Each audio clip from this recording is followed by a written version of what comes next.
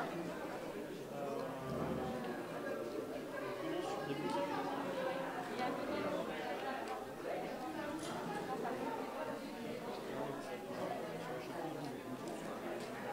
J'ai repris hier, donc on se met tout de suite, on peut se remettre tout de suite pour voir.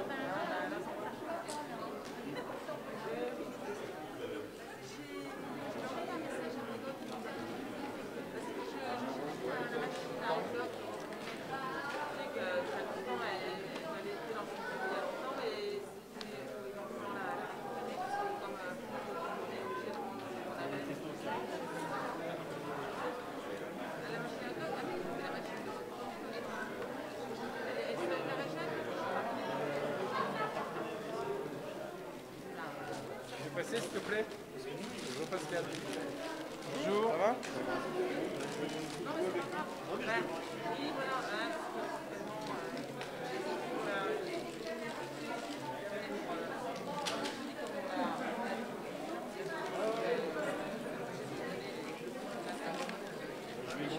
Bonjour.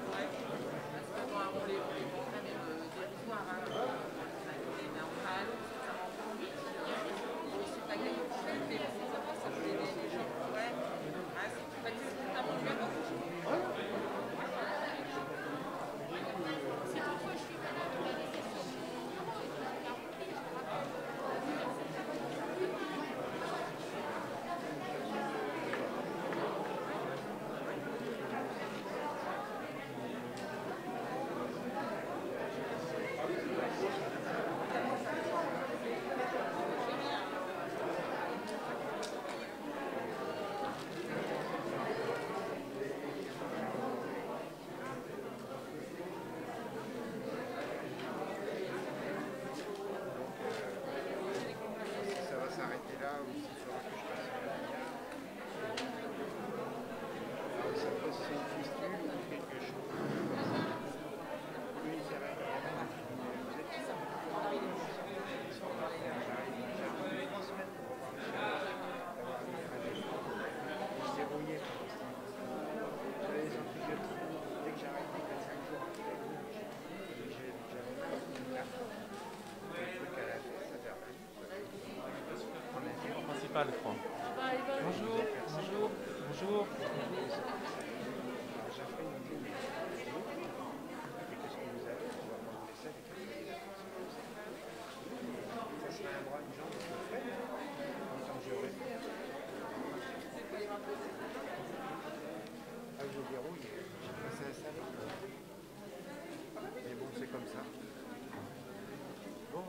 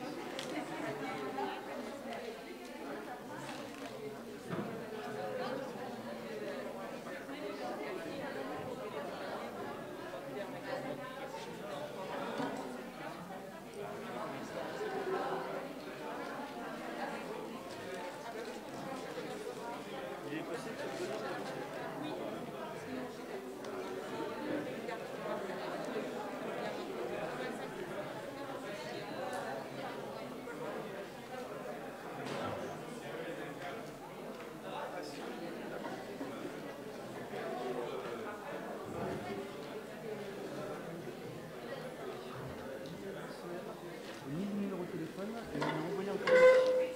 On va dire devant moi, parce que j'ai. Comment ça s'appelle? C'est Thomas? C'est Thomas Ramos?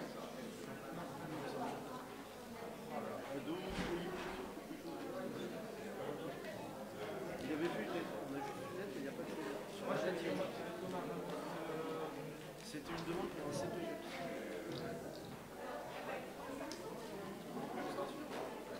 C'est pas plus compliqué. Ah oui, non. Ah oui, non, mais c'est vraiment... ni numéro de téléphone, ni numéro de téléphone. On a juste une adresse postale avec laquelle on lui disant qu'on peut contacter une adresse. D'accord, bah si je veux savoir, je vais aller... je vais en parler. Il faudrait avoir des contacts téléphone et mail.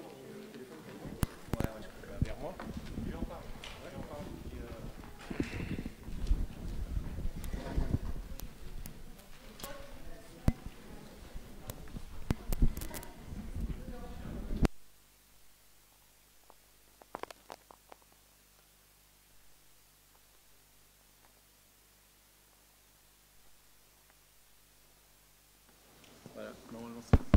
Très bien, merci. Chers collègues, merci d'être là ce soir. Je vous propose qu'on ouvre ce 3e conseil municipal de rentrée. Je vais faire l'appel et nous allons désigner le secrétaire de séance. Et puis à l'issue de ça, je vous donnerai quelques informations effectivement sur la rentrée. Et puis après, nous pourrons attaquer l'ordre du jour que vous avez reçu dans la semaine.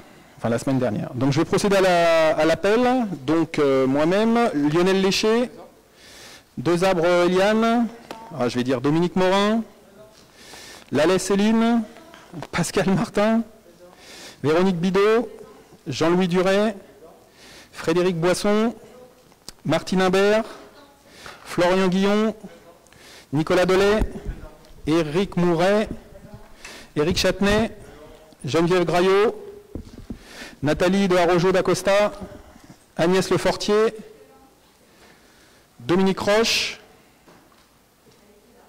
elle arrive, elle est là-bas, Cyril de Oliveira Santos, je l'ai vu, Carole Moreau, Étienne Godard, Maïfong Nguyen, Isabelle Bénicel, Jordian Alison, Jodian, je me suis encore trompé ?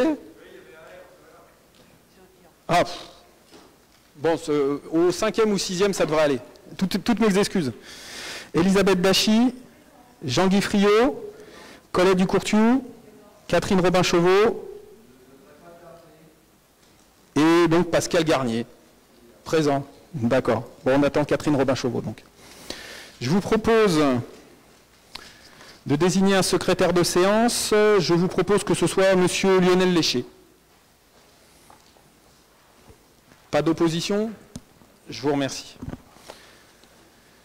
Je voulais vous donner quelques informations, mais avant, je voudrais apporter, et je pense que vous associerez avec moi, mon soutien, donc notre soutien à Madame Obono, députée de la République, qui a été outrageusement attaquée par une publication ces derniers jours, et je pense que nous, élus de la République, nous avons certes le cuir dur, mais quand la haine et le racisme s'affichent en première page d'un certain nombre de journaux, je ne sais pas si c'est le terme, mais en tout cas de journaux, je pense que nous devons de réagir. Je crois que le président de la République ainsi que les principaux chefs de parti et puis un certain nombre d'autres personnes, de personnalités, se sont élevés effectivement contre cette publication et surtout ce qu'elle contenait. Je pense que le débat démocratique peut être vif, parfois, nous avons eu des débats vifs dans la contradiction, dans l'échange, éventuellement dans les différences d'opinion, mais je crois qu'il faut impérativement que, surtout dans la période anxiogène que nous vivons, que les débats démocratiques puissent se faire dans le respect des uns et des autres, quelles que soient nos opinions, à partir du moment où elles ne constituent pas un délit. Donc moi je soutiens cette députée de la République. Je pense que là aussi, dans les jours qui viennent, il y aura des actions fortes de la part d'un certain nombre d'élus, notamment parlementaires. Et si nous sommes sollicités pour participer à ces actions, je vous en ferai part. Et puis je pense que le conseil municipal de Varennes-Vauzelles devra aussi prendre toute sa part dans ce combat contre ce que certains appellent l'élu bashing, et puis plus globalement et plus de façon enracinée, comme nous pouvons le voir à travers le monde, contre le racisme et la xénophobie. Voilà. Je voulais vous donner ça comme information. Et si quelqu'un veut réagir, il n'y a aucun souci. Voilà, je vous remercie. Je voulais vous donner 2-3 petites informations de rentrée. Mais avant ça aussi, je voulais vous dire que vous allez recevoir dans la semaine ou en début de semaine prochaine les 4 comptes rendus de bureaux municipaux que nous avons pu tenir durant l'été.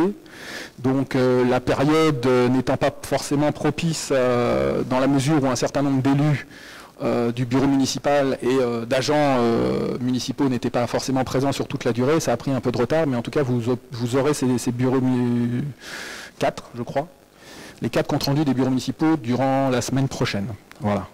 Comme c'était un engagement de notre part, bon, la période a été un peu compliquée, mais je renouvelle cet engagement à ce que vous soyez informés des décisions, en tout cas des discussions et des décisions qui sont prises au sein du bureau municipal dans des délais acceptables. Donc voilà, je m'en excuse ici, mais nous allons faire tout pour que ça fonctionne parfaitement. Cette rentrée à Varennes-Vauzelles aujourd'hui s'est passée dans des conditions que je n'ai pas besoin de rappeler. Nous avons, je pense, à travers l'expérience des agents municipaux et de la municipalité en général sur ce qui a pu se passer dans le courant de l'été, enfin du printemps et de l'été, avec le déconfinement, nous avons pris base là-dessus pour organiser la rentrée de ce matin. Nous avons réuni les directeurs d'école la semaine dernière avec lesquels nous avons défini un certain nombre de choses pour la rentrée. Nous avons été présents sur les écoles. Ce qu'on peut dire de cette rentrée, c'est qu'elle s'est passée dans des conditions plutôt bonnes. Les directeurs d'école nous ont fait un retour dans la journée sur le fait que la quasi-totalité, à 2-3 exceptions près, des enfants qui étaient inscrits ont été présents. Avec des parents qui ont joué le jeu ce matin, la quasi-totalité des parents avaient le masque à l'entrée des écoles et les choses se sont bien passées malgré le fait que, à cause des protocoles sanitaires, les parents n'ont pas pu rentrer dans les écoles, sauf de façon très spécifique pour les enfants les parents des enfants de petite section et de CP, mais là aussi sous une forme un peu malheureusement dégradée, mais bon, les parents ont joué le jeu, donc c'est particulièrement positif. Nous allons voir comment ça va se passer. Nous n'avons pas d'effectifs encore stabilisés, mais globalement, malheureusement, nous constatons à aujourd'hui, donc encore une fois, il y a dans les 2 semaines qui viennent, il risque d'avoir des évolutions, mais une perte d'environ 40 enfants dans les écoles de Varennes-Vauzelles. Ce qui représente notamment pour l'école Romain Rolland une difficulté, mais bon, nous allons travailler pour faire en sorte que cette difficulté puisse être surmontée. Et les premiers chiffres que nous avons de nos collègues des autres communes de l'agglomération, en tout cas, sont dans cette orientation-là, quoi. Donc il faudra aussi qu'on discute de la façon dont, à l'échelle de l'agglomération, nous pouvons redynamiser notre territoire, et notamment en direction des jeunes couples qui potentiellement peuvent amener leurs enfants dans nos écoles maternelles et élémentaires. Voilà, je voulais vous donner ces informations de rentrée avant de passer à l'ordre du jour, mais nous allons faire un point de passage durant la semaine prochaine avec l'ensemble des directeurs et directrices d'école, et donc je vous communiquerai par mail les principaux chiffres de rentrée. Comme ça, nous pourrons en discuter, et Madame Bidot se fera un plaisir d'en discuter avec vous lors de la prochaine commission jeunesse, dont on va vous parler dans les jours qui viennent, et vous envoyer un calendrier des principales commissions qui vont se réunir, et notamment sur la rentrée pour faire un bilan, notamment aussi sur tout ce qui est accueil périscolaire et les cantines. Donc voilà, vous recevrez ces informations-là dès que nous les aurons consolidées avec l'Éducation nationale pour vous donner les chiffres les plus stables possibles d'ici quelques jours. Voilà, je voulais vous donner ces informations-là par rapport à la rentrée. On va attaquer l'ordre du jour aujourd'hui et je vais laisser tout de suite la parole à Monsieur Martin pour la première délibération qui a trait à la solidarité à l'égard du peuple libanais qui a subi une terrible catastrophe additionnée d'une situation économique particulièrement difficile. Je sais pas. Et j'ai oublié, je manque à tous mes devoirs, j'espère que vous avez passé un bon été malgré les conditions et voilà. Et j'espère que vous et vos proches n'ont pas eu à souffrir de la situation et que la rentrée dans ces conditions sanitaires, économiques et sociales, nous allons pouvoir les aborder collectivement. Je laisse la parole à Pascal Martin. Donc, solidarité à l'égard du peuple libanais.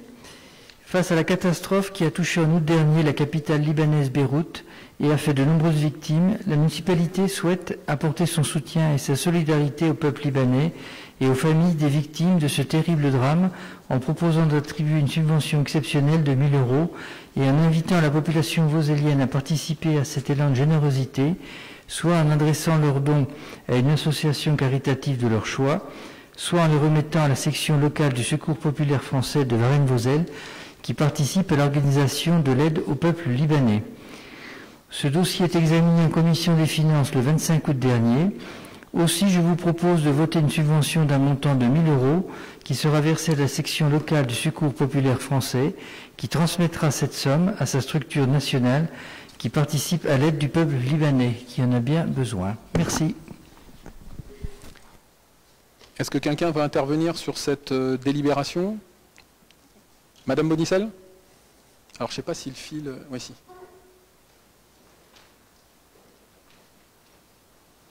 Hein? Ouais.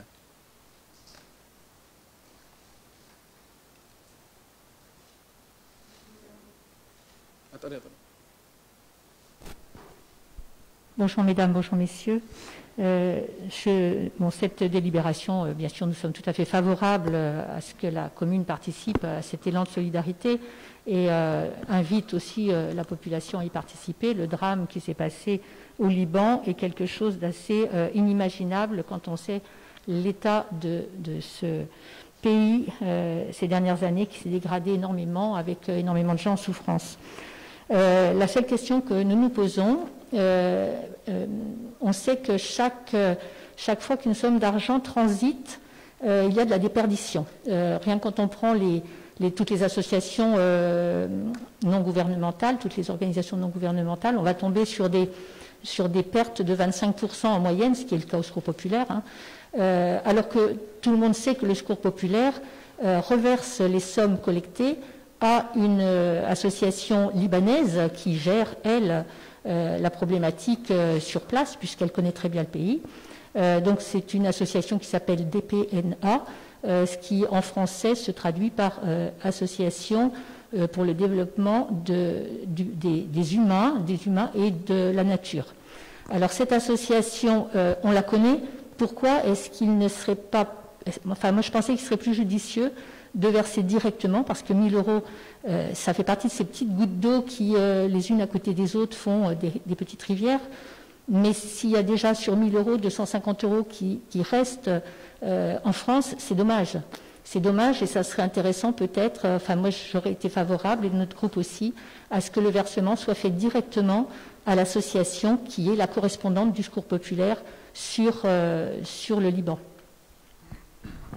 Alors, je ne vais pas parler au nom du Secours populaire, mais je ne sais pas où vous avez été chercher que le Secours populaire gardait 25% des sommes qui sont transitées, c'est pas vrai? Ah bah toutes les associations ont des frais de fonctionnement. Oui, mais lorsque c'est des dons comme ça, notamment dans le cadre de catastrophes naturelles, le Secours populaire, comme la Fondation de France, reverse à l'euro exact. Il n'y a pas de, c'est pas ce genre de choses. C'est lorsqu'il y a des opérations au long cours organisées par le Secours populaire, le Secours catholique, etc., qu'il y a des frais de... Mais sur les dons donné par les collectivités, il y a 100% qui est donné en direction, à la destination des gens qui sont censés recevoir les choses. Donc il n'y a pas 250 € qui va rester dans les poches du Secours populaire. Ça, c'est faux. La deuxième chose, pourquoi il nous semble important de transiter par la section locale du Secours populaire? Parce que, comme nous l'avons dit, je crois en commission, l'idée initiale, c'était aussi, au-delà de l'aspect purement financier de l'aide, c'était d'essayer d'organiser un mouvement de solidarité, comme ça se fait dans beaucoup de situations, sur notamment la collecte ici de jouets, ici de documents, ici de vivres, etc. Sauf que les informations qui nous ont été transmises par les autorités françaises étaient que le Liban ne souhaite pas, dans un premier temps, organiser ce type de collecte directe, parce que, comme vous l'avez justement dit, les infrastructures portuaires et le principal port du Liban a été totalement détruit, et que pour l'instant, d'après ce que je sais, le port de Tripoli est principalement utilisé pour tout ce qui est denrées alimentaires, direct pour faire nourrir la population libanaise, et aussi pour tout ce qui est hydrocarbures. Donc, un premier temps, en tout cas, le gouvernement libanais ne souhaite pas organiser l'acheminement d'une aide internationale, en tout cas par les ONG, sous une forme autre que financière. Alors on peut s'interroger sur la structure financière du Liban et comment ces choses-là vont s'organiser, mais globalement, comme vous l'avez justement dit, l'organisation avec laquelle travaille le Secours populaire est une organisation bien connue qui n'intervient pas que sur le Liban, intervient dans le monde entier et avec le sérieux que l'on connaît. Donc ça nous a semblé important parce que, dans un deuxième temps, si les conditions d'aide au Liban peuvent changent. Le Secours populaire local, comme d'autres associations, pourront là aussi jouer un jeu important. Donc ça nous semblait important de passer par ce relais-là parce qu'on sait que localement, les solidarités se font plus grandes que si on passe directement sur une structure. Par rapport au Secours populaire, parce que je vois où vous voulez en venir, il faut savoir que nous sommes sollicités actuellement par d'autres associations, notamment Amnesty International, pour s'installer sur Varennes-Vauzelles. Et donc je suis en train de travailler à cette question-là, puisqu'ils n'ont plus de local à Nevers. Donc nous avons été sollicités. Alors Amnesty International ne travaille pas exactement sur les mêmes problématiques que le Secours populaire, mais ça pourrait venir complémenter les actions du Secours populaire pour faire en sorte que globalement la situation se passe mieux. Alors Amnesty International souhaite un local de 70 mètres carrés pour stocker notamment des livres, puisqu'ils ont une action particulière en direction de la lecture dans un certain nombre de pays. Bon, pour l'instant, nous n'avons pas de solution à leur offrir, mais je vais prendre langue incessamment sous peu avec la responsable d'Amnesty International pour essayer de trouver une solution, si ce n'est au niveau Varennes-Vauzelles, au niveau de l'agglomération incessamment. Voilà. Madame Bonicel ? Alors donc, je n'avais pas de questions subliminales, mais puisque vous faites les questions et les réponses et que vous pensez pour moi, c'est formidable. Je me félicite de voir que vous avez pris la décision d'ouvrir la commune à ce qui était jusque-là fermé, puisqu'aucune autre association caritative n'avait droit de cité sur la commune, ni même la Croix-Rouge, ni même les Restos du Cœur, ni qui que ce soit. Donc je vois qu'il y a une grande avancée qui est faite là. Ce sont des éléments qui sont tout à fait importants et bons à connaître. Et Amnesty International, pourquoi pas, mais je pense d'autres associations caritatives qui vont avoir cette information, voir cette information d'un bon œil et peut-être se rapprocher de vous pour justement solliciter aussi des salles et des lieux. Donc voilà, je pense qu'il faudra que Varennes-Vauzelles prenne sa place auprès de toutes les associations et pas certaines. Voilà, moi je trouvais un peu dommage justement qu'on reste sur une association caritative. Le fait de passer par le local alors qu'on pouvait aller directement au national. Moi, c'est ça que je trouve assez particulier dans le fonctionnement, parce qu'en principe, on part directement au national pour faire les dons. Et si vous faites vous-même un don financier, vous le faites au national et pas au local. Mais ça serait plus logique de le faire au national. Non. Enfin bon, ça c'est un moyen de faire vivre l'association aussi en interne. Bien sûr. Mais en tout cas, je vous remercie de votre satisfecit. Et puis, c'est vrai que nous nous inscrivons dans la logique que vous avez instaurée pendant les 6 ans, puisque vous nous aviez dit il y a 6 ans que vous souhaitiez voir d'autres associations caritatives, mais sauf que vous ne l'avez pas fait pendant 6 ans. Donc nous, on va essayer de le faire d'une manière assez efficace. Voilà. Je vais soumettre au vote. Est-ce qu'il y a des oppositions? Des abstentions?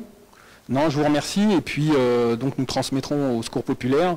Et là aussi, nous inscrirons dans une démarche qui consistera peut-être, sûrement, à faire en sorte aussi que nous puissions avoir un retour des opérations qui ont été faites au Liban, notamment par le Secours populaire, mais avec l'ensemble des associations pour voir effectivement à court terme comment nous pourrons nous inscrire dans une solidarité plus durable, quoi. Voilà, je vous remercie. Nous allons passer au deuxième point à l'ordre du jour, donc c'est la désignation des membres de la commission communale des impôts. Donc, je vais passer la parole à Monsieur Léché. Dans chaque commune siège une commission communale des impôts directs chargée de donner son avis sur l'assiette des taxes directes locales, ainsi que sur les valeurs locatives des constructions neuves déterminées par l'administration fiscale. Elle dresse notamment la liste des locaux de référence pour déterminer la valeur locative des biens affectés à l'habitation ou servant à l'exercice d'une activité salariée à domicile, détermine leur surface pondérée et établit les tarifs d'évaluation correspondants. Elle participe également à l'évaluation des propriétés bâties, à l'élaboration des tarifs d'évaluation des propriétés non bâties, formule des avis sur des réclamations portant sur une question de fait relative à la taxe d'habitation. Son rôle est consultatif. Elle se réunit au moins une fois par an. Cette commission est renouvelée lors de chaque mandat du conseil municipal. Elle est composée du maire ou de l'adjoint délégué, président, de 8 commissaires titulaires et de 8 commissaires suppléants.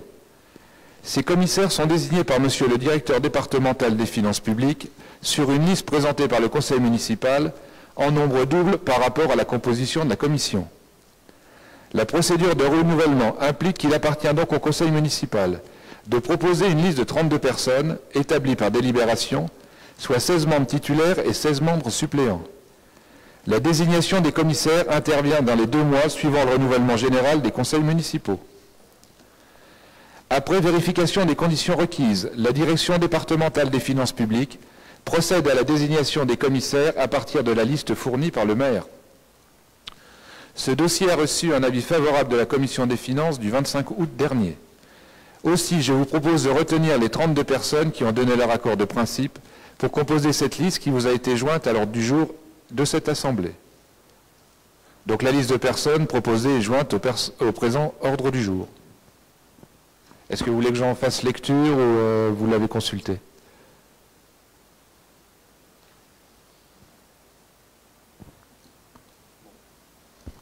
Je vais procéder au vote si vous... Ah, Madame Bonicel, s'il vous plaît.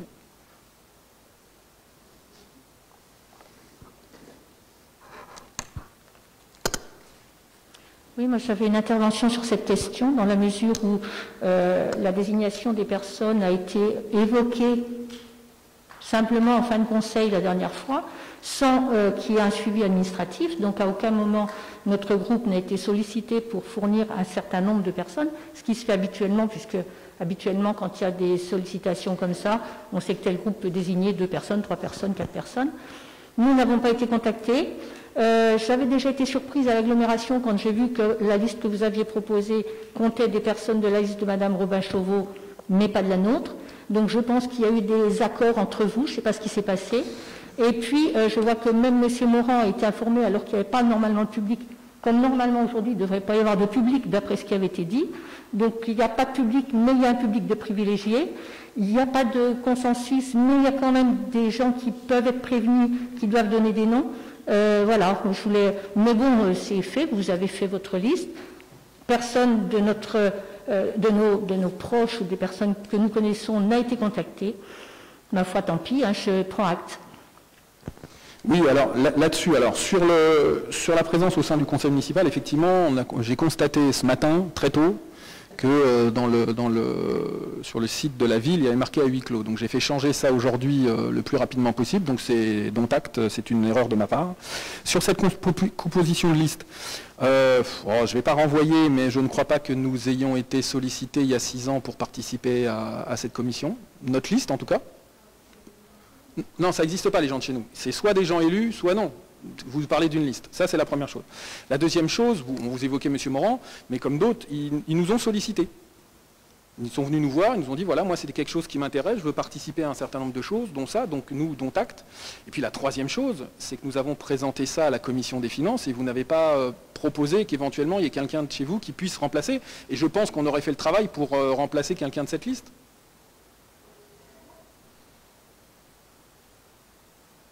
Madame Bonicel.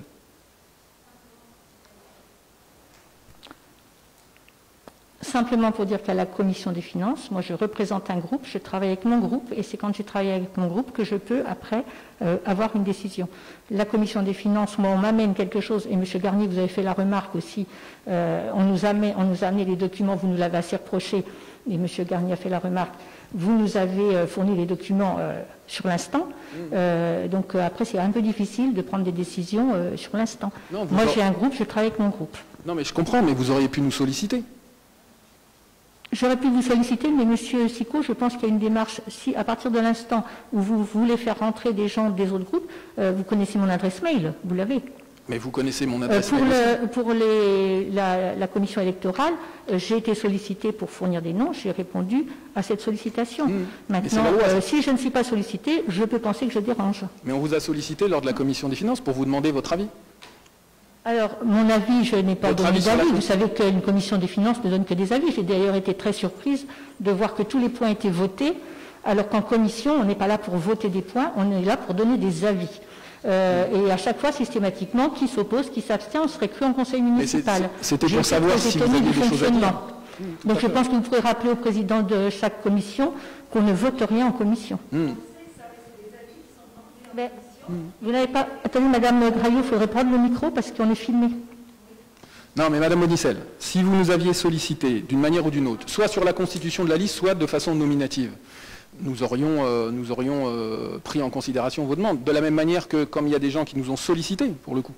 Alors soit des gens qui connaissent effectivement le fonctionnement des instances, qu'elles soient communales ou intercommunales, ou qui se sont dit, bah voilà, moi je veux participer. C'est ça aussi, quoi. Donc effectivement, c'est pas vous faire, c'est vous faire honneur que de dire que vous connaissez bien le fonctionnement de la mairie, quoi, et des organes. Si éventuellement quelqu'un qui découvre le fonctionnement municipal s'interroge sur ces choses-là, je veux bien. Mais vous avez été maire de Varennes-Vauzelles, vous connaissez les conditions dans lesquelles les choses se déroulent. Et encore une fois, personne de notre groupe n'a été sollicité, élu je parle, hein, n'a été sollicité il y a 6 ans pour constituer une liste.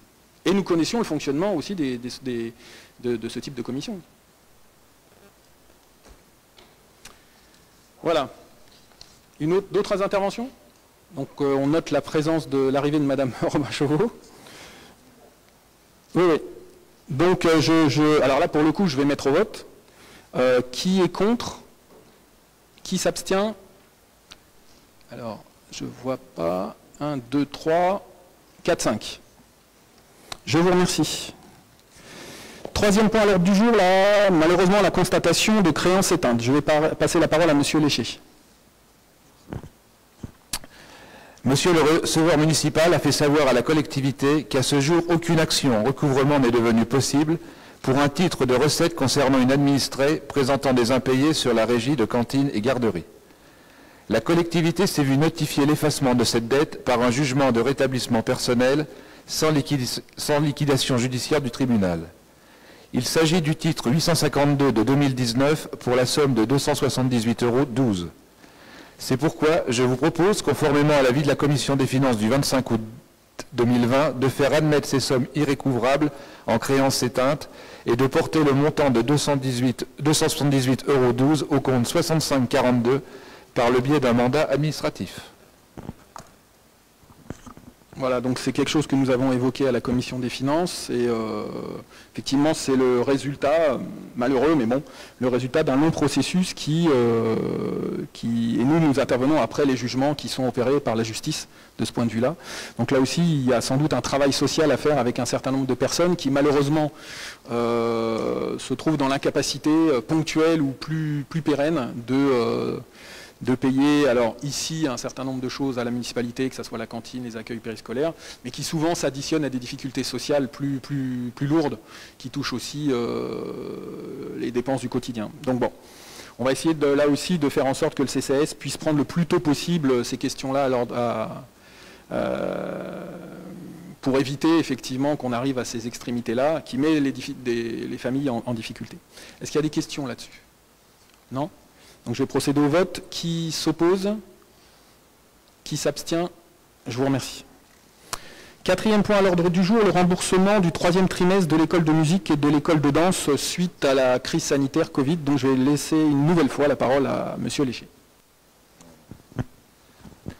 Suite à la réunion de concertation du 11 mai dernier, réunissant l'ensemble des conseils municipaux, un courrier a été envoyé aux familles concernées par les cours de danse et ceux de l'école de musique, pour leur signifier l'arrêt des cours pour la saison 2019-2020 en raison des mesures sanitaires pour lutter contre la propagation de la Covid-19 en place à cette époque. Dans cette lettre, il leur a été indiqué que les cotisations du 3e trimestre étaient annulées et pour les personnes ayant réglé l'année entière, une gratuité du 1er trimestre 2020-2021 ou un report sur une personne du cercle familial en cas de non-reprise des cours a été proposé. Ce principe a été voté au conseil municipal du 26 mai 2020. Cependant, les familles qui ne reprendront pas l'activité cette saison et n'ayant pas de personnes du cercle familial à qui faire profiter de cette gratuité ont souhaité un remboursement. Ce dossier a reçu un avis favorable de la Commission des finances du 25 août dernier. Par ailleurs, au titre des protocoles mis en œuvre dans le cadre de la lutte contre la propagation de la Covid-19, la décision a été prise par le bureau municipal, compte tenu des prérogatives sanitaires en vigueur, de ne plus louer jusqu'à la fin de l'année 2020 certains équipements de la collectivité, comme la salle de danse ou encore la salle André Malraux, à des structures autres que celles relevant de l'activité municipale. Pour autant, ces structures ayant loué ces espaces à l'année, un remboursement au prorata du temps non utilisé sera réalisé. Aussi, je vous propose d'approuver les différents remboursements à intervenir suite à la mise en œuvre des prérogatives sanitaires liées à la lutte contre la Covid-19. Merci. J'ajouterai simplement que, effectivement, comme nous l'avions décidé lors d'un conseil municipal dans le précédent mandat, nous étions interrogés sur la meilleure façon de considérer le manque à jouer de la musique, le manque à faire de la danse lié au Covid. Et donc on avait pris la décision de proposer à certaines familles, à toutes les familles d'ailleurs, de pouvoir avoir une sorte d'avenant pour le trimestre qui s'engageait. Avec la crainte de savoir si beaucoup de gens allaient se réinvestir et dans la musique et dans la danse et dans l'ensemble des ateliers municipaux. Donc voilà, il y a des familles qui nous ont fait part de leur souhait de ne pas continuer l'activité danse et l'activité musique, donc c'est ce qui constitue ici le cœur de cette délibération. Et puis les premiers retours que nous pouvons avoir, notamment de l'école de musique, sur les réinscriptions de gamins et de personnes d'adultes qui étaient déjà inscrits sont plutôt bonnes. Alors on n'est pas au bout, hein, puisque les inscriptions vont se prolonger jusque encore dans une quinzaine de jours, mais globalement le retour que l'on peut avoir actuellement de gens qui étaient inscrits l'année dernière à l'école de musique sont plutôt bons, c'est-à-dire qu'il y a quand même une réinscription assez importante. Et je voulais préciser aussi qu'on a le même souci, alors ce n'est pas nous directement, mais on a le même souci avec les associations sportives.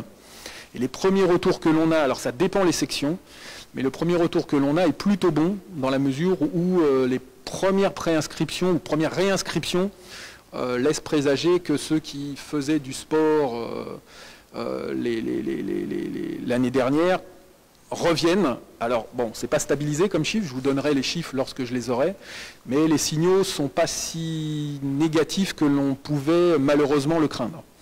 Donc c'est plutôt une bonne chose, on va voir si ça se stabilise et si ça se confirme, mais je reviendrai vers vous pour vous donner ces chiffres-là, aussi bien sur le sport vosélien que sur les associations au sens général, que sur les ateliers municipaux.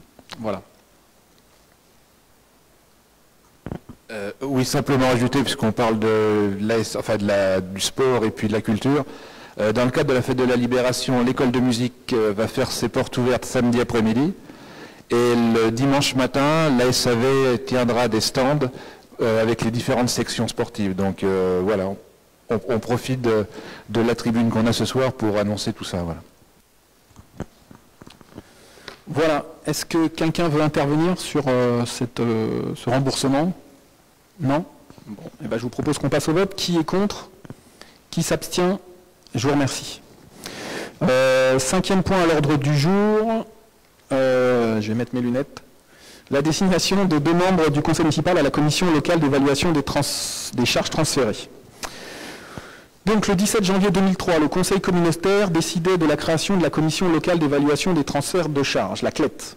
Cette commission a été constituée pour procéder à l'évaluation des transferts de charges qui sont intégrés dans le calcul de l'attribution de compensation que l'agglomération reverse aux communes. Cette évaluation constitue donc un acte déterminant, aussi bien pour la communauté d'agglomération que pour ses communes membres.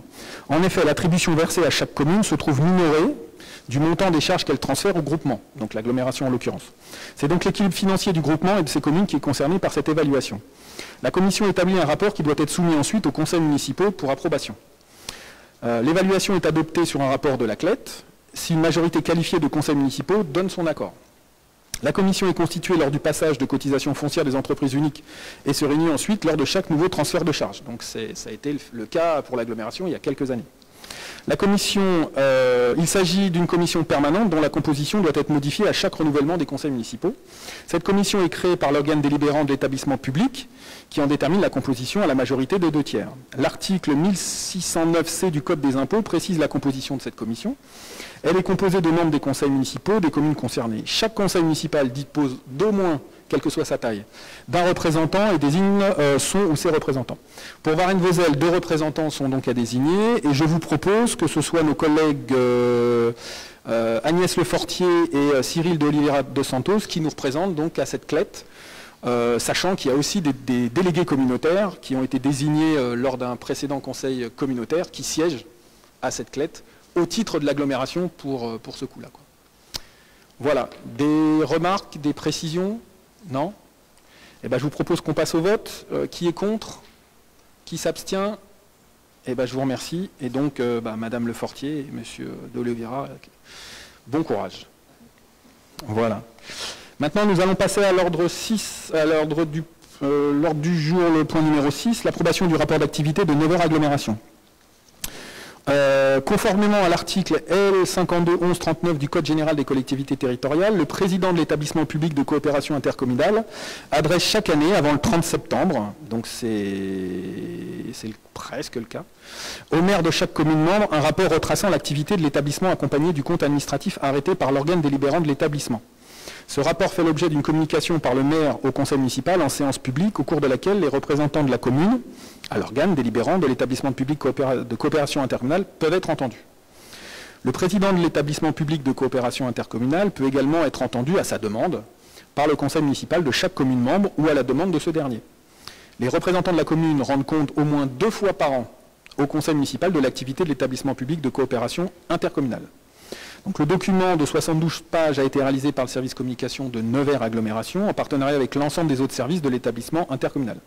Ainsi, je vous propose de donner votre avis sur le rapport d'activité de 2019 qui, normalement, vous a été fourni à l'ordre du jour ou en tout cas est présent sur vos tables. Avec l'ordre du jour. Donc c'est un document, comme la délibération le dit, qui est publié chaque année, qui montre, qui met en évidence les politiques publiques gérées par l'agglomération, les projets, un certain nombre de statistiques sur la réalisation, sur la complétude ou pas des actions qui ont été menées par l'agglomération, et qui doit aussi, sur certains aspects, tracer des perspectives pour l'année à venir. Donc là, en l'occurrence, 2020. Voilà, c'est un document qui me semble plutôt agréable à lire, qui permet aussi aux nouveaux élus que nous sommes de prendre connaissance un peu des compétences et du périmètre que l'agglomération se donne sur ces compétences. Donc je pense que c'est un document, si ce n'est, nous allons le mettre sur notre table de chevet à côté de nos lits, mais en tout cas qui est un document important, parce que là aussi, ça conditionne un certain nombre de politiques à venir de l'agglomération. Est-ce qu'il y a des remarques sur ce document? Non? Eh ben, je vous propose donc d'approuver le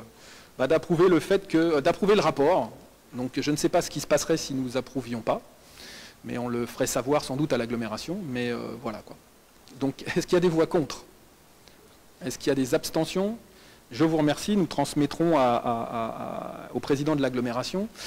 Par ailleurs, effectivement, nous prendrons le temps, dans le cadre des conseils municipaux, de faire, si ce n'est à chaque conseil municipal, une information sur ce qui se passe à l'agglomération, les délibérations, les projets en cours, mais en tout cas, si ce n'est pas à chaque fois, au moins 2 fois, si ce n'est 3 fois, ou plus, suivant l'actualité, nous ferons un rendu, les conseillers communautaires que nous sommes, nous ferons un rendu de l'activité de l'agglomération, des problématiques, et à ce titre-là, je souhaiterais, mais il faut d'abord que nous en discutions en conférence des maires, mais je souhaiterais, je crois que ça va être le cas, que nous puissions accueillir sous des formes un peu diverses et variées des conseillers municipaux dans un certain nombre de groupes de travail à l'agglomération, donc je ne manquerai pas de vous solliciter. Mais je pense que c'est aussi une bonne chose que les conseillers municipaux s'imprègnent au maximum de l'activité au sein du conseil communautaire. Donc je reviendrai vers vous là aussi, mais en tout cas, j'essaierai à chaque conseil municipal de vous faire un retour, et si ce n'est pas le cas, en tout cas 2 fois par an, de vous faire un vrai débat, une vraie discussion autour des orientations de l'agglomération, pour qu'on puisse avoir un débat ici, pour qu'après, nous puissions faire remonter les orientations, les volontés, les avis du conseil municipal à l'agglomération. Voilà, je vous remercie. Et bien donc nous avons approuvé le merveilleux rapport d'activité de l'agglomération. Donc je vais passer au point 7, l'approbation de la modification numéro 1 du plan local d'urbanisme, et je vais laisser la parole à M. Morin, qui a le micro. Merci. Donc par délibération du 18 décembre 2018, vous avez lancé une procédure de modification du plan local d'urbanisme, approuvée par délibération du 14 mars 2017. Il s'agit d'une modification classique qui a pour objet de modifier certaines orientations d'aménagement et de programmation, pour les rendre compatibles avec les projets d'aménagement envisagés sur les secteurs concernés, de rectifier le règlement écrit afin notamment de préciser certains points sujets à interprétation, de corriger les erreurs relevées sur le document graphique et dans le livret des orientations d'aménagement et de programmation. Conformément aux dispositions de l'article L 153-40 du Code de l'urbanisme, le projet de modification a été soumis aux personnes publiques associées le 16 octobre 2019, qui ont eu un mois pour formuler un avis. L'ensemble de ces avis ont été joints au dossier d'enquête publique et seuls des ajustements de pure forme ont été demandés. L'enquête publique s'est déroulée du 9 décembre 2019 au 8 janvier 2020. Les observations du public ont consisté en des demandes d'informations pour l'essentiel. À la suite de l'enquête, Madame Desbordes, commissaire enquêteur, a donné un avis favorable à la modification du plan local de l'urbanisme, sous réserve que les avis des personnes publiques associées soient pris en compte. Une note de synthèse annexée au présent ordre du jour expose les modifications apportées au PLU, approuvé le 14 mars 2017. Le dossier définitif de projet de modification numéro 1 du PLU sera tenu à la disposition du public en mairie, aux jours et heures ouvrables, évidemment à la mairie de Varennes-Vauzelles, pas une autre.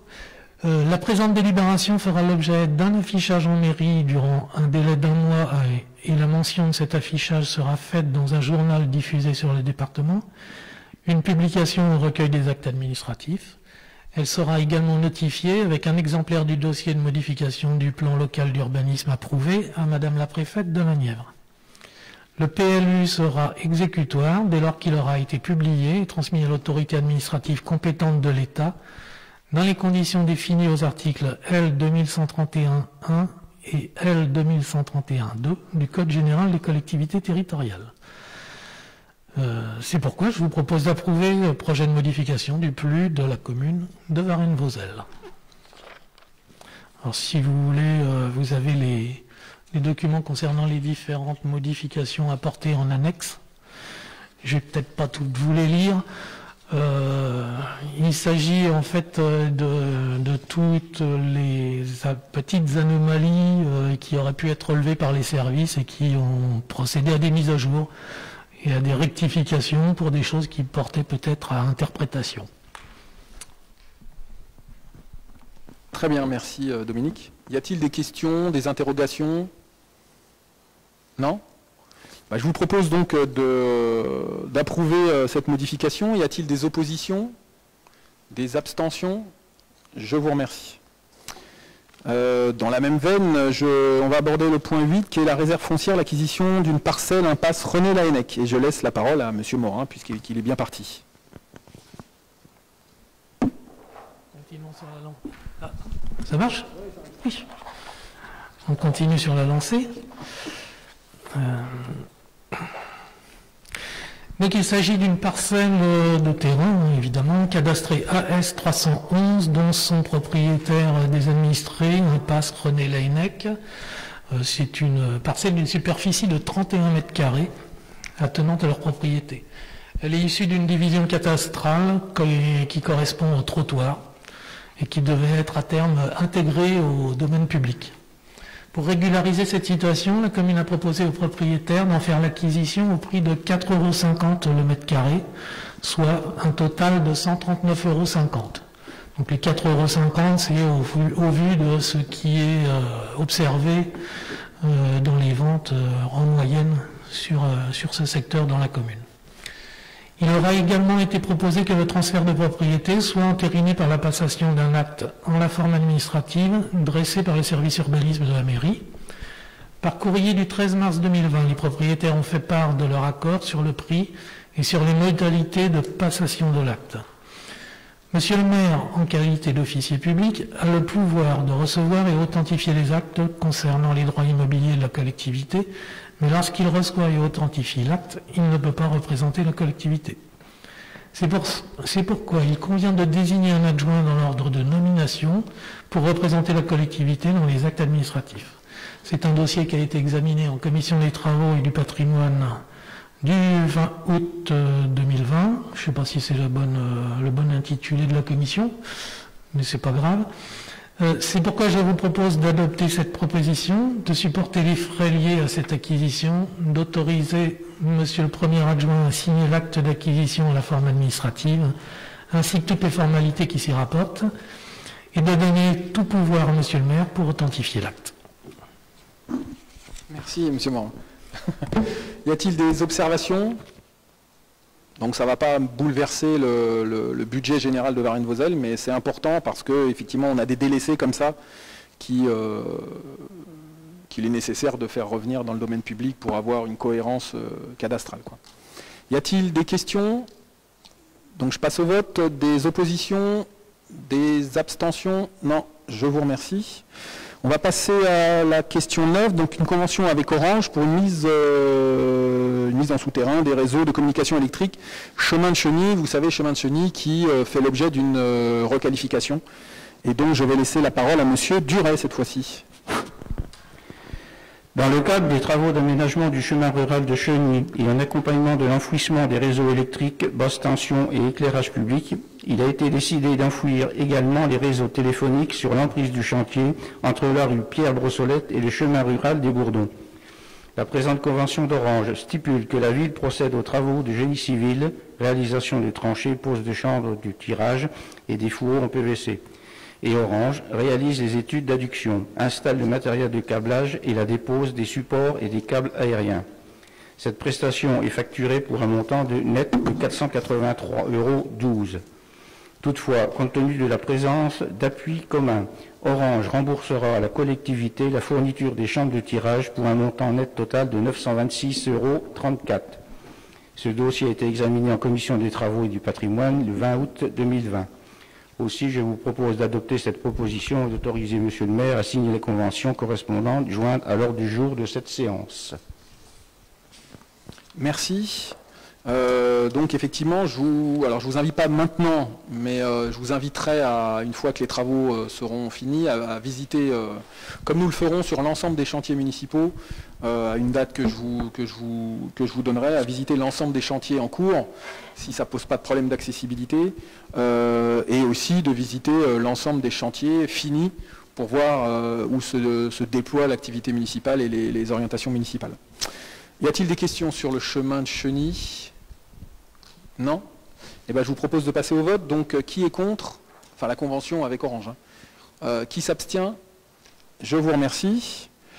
Le point numéro 10 à l'ordre du jour, la prorogation de l'adhésion de Varennes-Vauzelles, bien évidemment, à l'association bourguignonne de certification forestière. Je vais repasser la parole à Monsieur Morin. Donc la certification forestière européenne, c'est-à-dire le PEFC, le petit logo que vous voyez souvent sur les immeubles que vous achetez, sans citer de marque, qui veut dire plan, alors avec mon bel accent anglais, plan European Forest Certification, c'est ça, Frédéric? Merci. Donc ça a été mis en place en 2001 en Bourgogne. Pour obtenir ce label, il faut adhérer à l'association bourguignonne de certification forestière, qui regroupe sous son nom les organismes représentatifs de la forêt bourguignonne, la COFOR, l'Association des communes forestières, et l'ONF.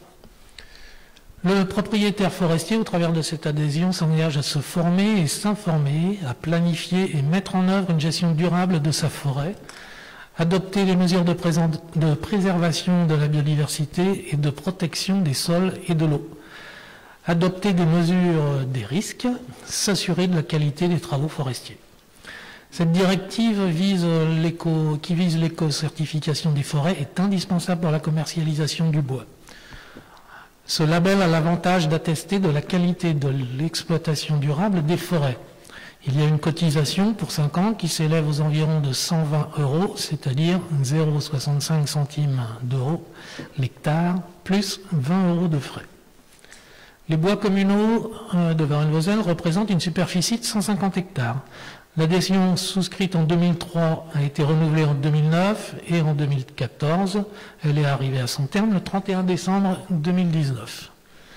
Il est proposé au conseil municipal donc de prolonger l'adhésion de l'association bourguignonne de certification forestière pour une durée de 5 ans, de désigner notre collègue Éric Mouret comme représentant de la municipalité dans cet organisme.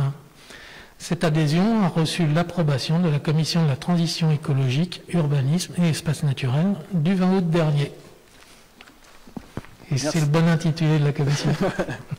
Merci Monsieur Morin. Oui, enfin, il nous semble logique que ce soit Éric Mouret que nous désignons ce soir parce qu'il est notre représentant aussi vis-à-vis par rapport à la forêt des Bertranges. Donc ça, c'est une cohérence par rapport à ça, quoi.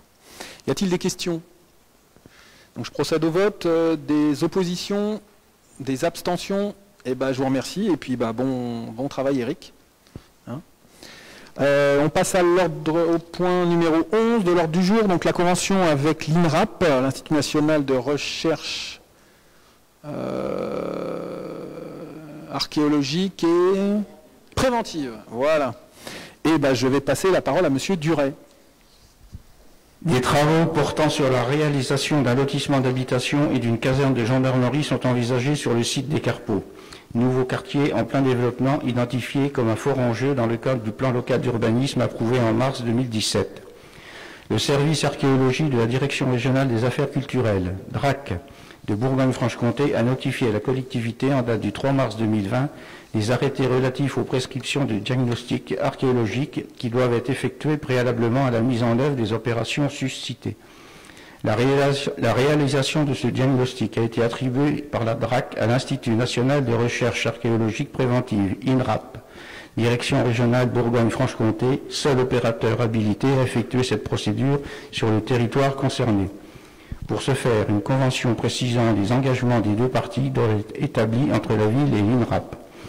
Aussi, conformément à l'avis de la Commission de la transition écologique, urbanisme et espace naturel du 20 août 2020, je vous propose d'autoriser M. le maire à signer la convention jointe à l'ordre du jour de la présente séance. Voilà. Alors, le diagnostic sera ce qu'il sera, en fonction de ce qui sera trouvé ou de ce qui ne sera pas trouvé.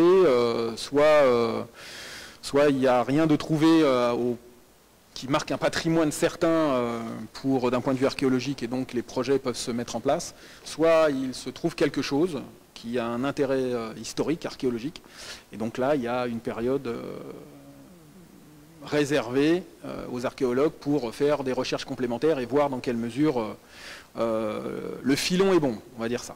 Bon. Donc voilà, on attend, on va passer ça et puis on attendra le résultat. Y a-t-il des questions ? Donc je vais procéder au vote. Qui s'oppose? Qui s'abstient? Je vous remercie. Donc les travaux vont commencer d'ici peu. Donc le point 12, la convention d'adhésion de la commune au service commun topographique. Donc service commun de l'agglomération. Le service commun de topographie réseau de la communauté d'agglomération de Nevers a été créé le 1er mars 2020, en remplacement du service commun SIG, service d'information géographique. Topo, afin d'assurer les missions suivantes auprès des communes qui souhaitent en être adhérentes. Est-ce que vous voulez que je vous lise toute la délibération? Non? Est-ce qu'il y a quelqu'un qui veut? Sinon on peut, hein. Grosso modo, ce service commun réalise les plans topographiques, alimente le service d'information géographique qui permet notamment aux gestionnaires de réseau, aux services de l'agglomération et aux services communaux d'avoir accès à la cartographie des réseaux, gaz, électricité, informatique, ça peut être aussi les arbres, les candélabres, enfin un certain nombre de choses, qui est d'ailleurs à la disposition sous une certaine mesure de tous les habitants, pour effectivement alimenter les plans d'urbanisme, les dossiers de demande de modification, notamment du PLU. Ce service-là est particulièrement intéressant. Donc la commune, dans le cadre de ce service commun, pourra utiliser les compétences et l'assistance technique du service commun topographie réseau dans le cadre de l'application de la réglementation anti-endommagement et de la réalisation des projets de travaux et d'aménagement de voirie. Anti-endommagement dans le sens où l'idée c'est de savoir exactement où sont le réseau, notamment de gaz, avant de procéder à des travaux, quoi. Donc à cet effet, la commune transmettra ses besoins auprès du service commun topographie réseau pour que le comité de programmation et de suivi de l'agglomération de Nevers puisse définir annuellement, après analyse des besoins de chaque commune adhérente, la répartition des prestations qui seront effectuées par le service commun topographie réseau. Là aussi, il y a un certain nombre de réseaux qui ne sont pas encore totalement identifiés, cartographiés et localisés dans un certain nombre de communes. C'est pour ça que quelquefois, il faut le dire aux Voséliens, vous voyez des traits de différentes couleurs. Chaque couleur correspond à un réseau spécifique sur vos trottoirs et les voiries. Ce n'est pas forcément parce qu'il va y avoir des travaux, mais c'est parce qu'il y a le service topographie identifie les passages pour les mettre de façon informatique, de façon centralisée. Donc la facturation des prestations réalisées par le service commun topographie réseau sera établie en fonction du nombre d'heures qu'il aura effectué annuellement pour la réalisation des différentes missions commandées par la commune, multiplié par le coût unitaire du service appelé unité d'œuvre, bien évidemment. Au 1er mars 2020, la valeur de cette UO, donc unité d'œuvre, est de 48,38 € TTC et sa formule de calcul est détaillée dans l'annexe 1 à la présente délibération. En fonction du type de mission commandée, il sera appliqué un coefficient de pondération à cette formule afin de tenir compte du degré de complexité de l'opération, notamment lorsque il y a de la pente, lorsque le réseau est souterrain plus qu'imaginé, etc., etc. Un ou plusieurs agents seront désignés comme les interlocuteurs communaux du service commun topographie réseau. Ils auront à charge de remonter toutes les informations nécessaires à l'application de la réglementation anti-endommagement et recenseront tous les dégâts constatés sur les réseaux et ouvrages exploités par la commune. Enfin, le service commun topographie réseau transmettra chaque année un rapport annuel sur les activités de l'année N-1 sur le territoire communal. Ce dossier a été examiné en commission des travaux et du patrimoine du 20 août 2020. C'est pour ça que je vous propose d'adhérer à ce service commun et de me permettre de signer la convention que vous avez reçue dans vos documents. Voilà. Donc c'est un service qui est très efficace, qui vient de se doter aussi d'un certain nombre d'équipements assez de pointe pour justement aller dans des réseaux qui jusqu'à maintenant étaient relativement inaccessibles.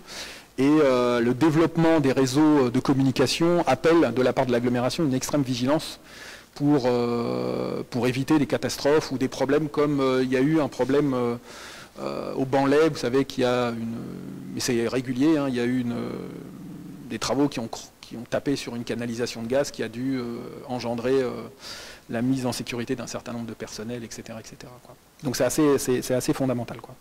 Y a-t-il des questions sur cette chose-là? Monsieur Garnier? Non, oui, c'est ça.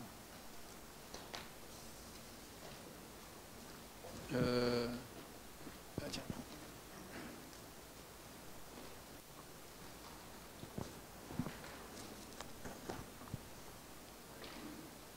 Attends. Moi, j'ai une petite question. Bonsoir, messieurs, dames. J'ai une petite question. Enfin, ça n'existe pas les petites questions, mais j'ai une question malgré tout sur ce service. C'est un service qui émane de l'agglo. Toutes les communes de l'agglo n'y adhèrent pas. Alors, ma première question, c'est, je voudrais savoir pourquoi. Et puis, ma deuxième question, c'est comment se fait-il qu'on donne encore de l'argent en plus à un service de l'agglo? Voilà, c'est tout. Alors, effectivement, ce n'est pas des petites questions et c'est de bonnes questions. Alors,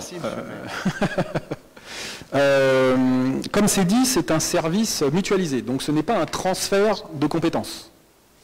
Ce service mutualisé, comment il fonctionne? L'agglomération décide de mettre un service à la disposition des communes adhérentes, et chaque commune adhère ou n'adhère pas à ce service. Il existe des services mutualisés, des archives, du droit des sols, etc. Alors pourquoi les autres communes n'y adhèrent pas? J'aurais tendance à te dire, il faut aller leur demander, quoi. Les besoins ne sont pas forcément les mêmes. Il nous a semblé à l'époque, pas complètement idiot, que la commune de Varennes-Vauzelles, en regard de... Alors c'est quelque chose de vieux, hein, vu son étendue, vu les travaux qu'elle doit mener, que ce service-là, doté de compétences tout à fait particulières, nous puissions la solliciter. Dans des services communs de ce type-là, il y a deux possibilités. Soit c'est des agents de l'agglomération qui font ce service-là, soit ce sont des services où, par exemple, Varennes-Vauzelles ou d'autres communes mettent à disposition un certain nombre d'agents. D'accord ? Bon. Et je crois me rappeler, mais les anciens conseillers communautaires, donc Madame Bonicel et peut-être Monsieur Friot me démentiront ou pas, effectivement, il y a eu une vraie discussion sur le fait que ces services communs, les communes soient sollicitées financièrement pour ces services communs. À partir du moment où toutes les communes ne sont pas adhérentes, la réponse qui a été faite, c'est il ne serait pas totalement normal que l'on fasse supporter à ce service commun, enfin, qu'on fasse supporter la dépense de ce service commun à toutes les communes de l'agglomération, alors que certaines ne sont pas adhérentes, quoi.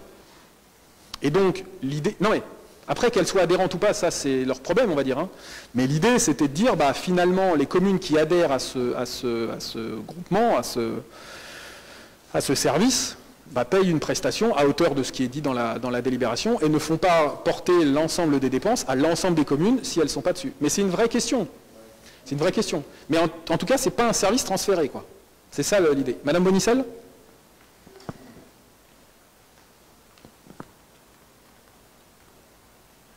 Juste pour compléter, pour M.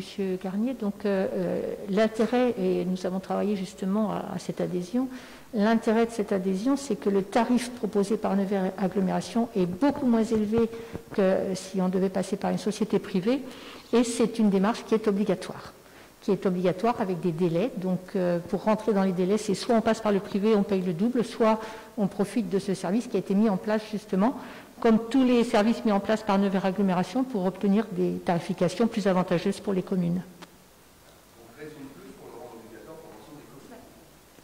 Non. Tout le monde n'a pas besoin du même service. Voilà. Ça dépend des communes. Il y a des communes qui vont avoir des réseaux beaucoup plus courts. Vous prenez Fourchambault avec des tout petits réseaux puisque la commune est toute petite. Nous, les réseaux sont importants.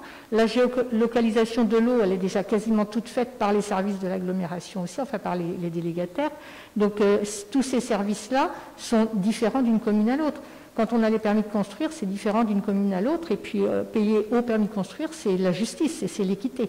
Donc dans un monde de justice, c'est normal que seules les communes qui souhaitent passer par ce service le payent. Et d'autant plus que le tarif est plus avantageux. Oui, l'idée après... Il faut qu'il y ait un travail avec l'ensemble des communes. Le service rendu, de par la qualité des agents de l'agglomération, est un service de haut niveau, avec, comme je disais tout à l'heure, des matériels que peut-être chaque commune ne pourrait pas se doter, ou alors effectivement faire appel au privé, avec des coûts qui sont plus importants. Mais des services comme ça, des services mutualisés ou des services communs de l'agglomération, il y en a beaucoup. Auxquels, de façon, comme les syndicats que nous avons pu connaître avant la création de l'agglomération, le CIVOM, le SICTOM, etc., les communes adhèrent ou n'adhèrent pas. Et dans certains services, il y a même, alors pour les services de l'agglo, ce n'est pas exactement le cas, mais dans certaines agglomérations, il y a même des services qui, vous pouvez adhérer pour un certain nombre d'items dans ces services-là. C'est-à-dire que vous n'êtes pas obligé de prendre la carte entière, vous prenez un certain nombre de services. Là, je crois que sur l'agglomération, ça n'a pas été le souhait initial, c'est un service, on y adhère ou on n'y adhère pas, suivant les... Et par rapport à ça, moi j'ai demandé à nos services et aussi au service de l'agglomération qu'on ait une vraie discussion sur l'utilité, l'efficacité des services communs. Et j'ose le dire, et puis je crois que c'est madame, ou je ne sais plus si c'est Dominique Morin ou madame Dezab qui siégera à l'agglomération, mais par exemple, le service commun des archives ne donne pas satisfaction actuellement. Il y a des communes qui adhèrent à ce service pour gérer les archives municipales et de l'agglomération. Pour l'instant, les retours que j'ai ne sont pas satisfaisants. Donc il peut y avoir, et là on en discutera collectivement, il peut y avoir un retour en arrière, c'est-à-dire qu'on se désabonne de ce service commun, quoi. Donc voilà. Il y en a sur des commandes groupées, il y en a sur les archives, sur le droit des sols. Je ne sais pas si M. Friot, vous en avez d'autres en tête. Il y a la commande, il y a des commandes. Ouais. Bon, il faudrait faire le tour, mais il y en a une demi-douzaine, je crois, qui sont en cours. Et l'agglomération, il y a quelques années, a mis en place... Alors là aussi, il faudra qu'on en discute. Moi, je dois l'avouer, je ne suis pas d'accord sur un certain nombre de choses qui ont été prévues les années précédentes. Il y a un schéma de mutualisation qui est en cours à l'agglomération, qui a été un peu mis de côté avec les élections et la crise sanitaire. Mais là aussi, il y a une volonté poussée par l'État de mutualiser un certain nombre de services, soit sous forme transférée. Donc là, on se décharge, ou en tout cas on délègue ou alors dans le cadre de services communs qui permet l'aller-retour et puis de définir le périmètre, quoi. Mais là aussi, il faudra en discuter, c'est-à-dire qu'est-ce qu'on mutualise avec l'agglomération.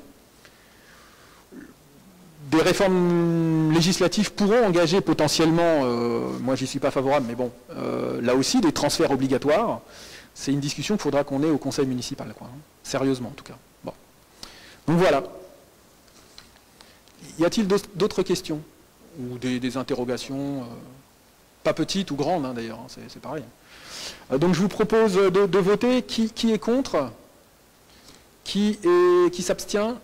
Voilà, je vous remercie. Et là aussi, on devra aussi avoir un retour, je vous ferai un retour, enfin les délégués communautaires vous feront un retour, peut-être Madame Desabre, sur le temps qu'on mette les choses en place, sur justement l'efficacité ou pas de ces services communs et quelles sont les décisions que nous pourrions être amenés à prendre dans les semaines, dans les mois et les années qui viennent. Voilà. On va passer à l'ordre, au point numéro 13, modification instaurant l'annualisation du temps de travail des agents. C'est écrit sensiblement trop petit. Des agents travaillant dans les écoles à partir du 1er septembre. Et je passe la parole à Monsieur Léché.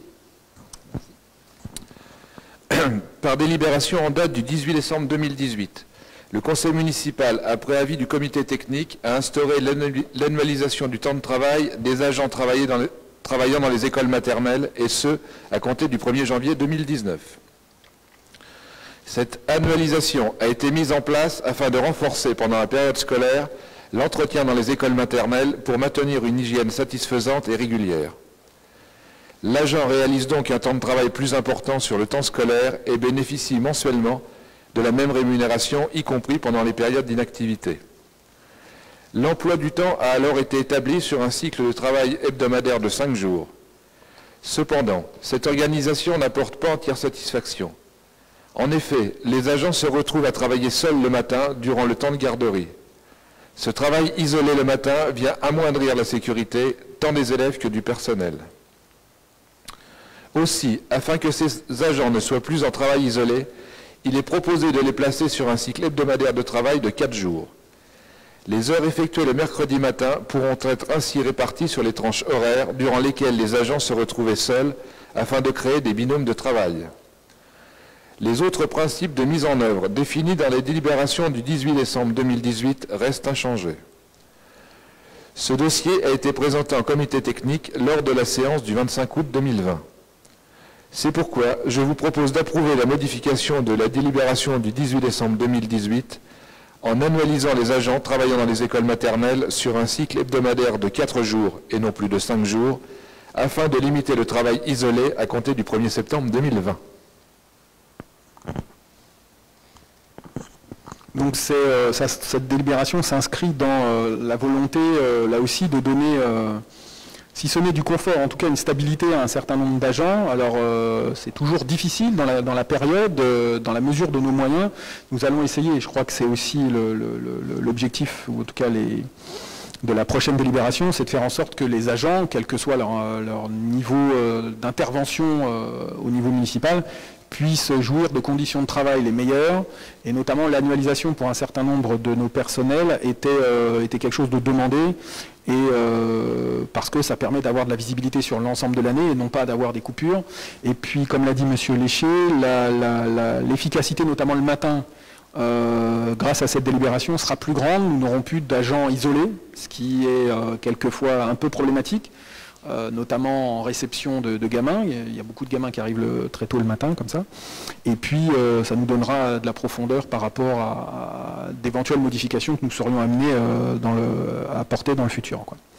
Donc voilà, ça a commencé depuis ce matin, si vous en êtes d'accord.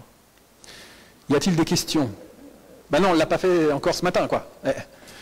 Y a-t-il des questions? Des interrogations? Ah, Monsieur Friot, allez-y.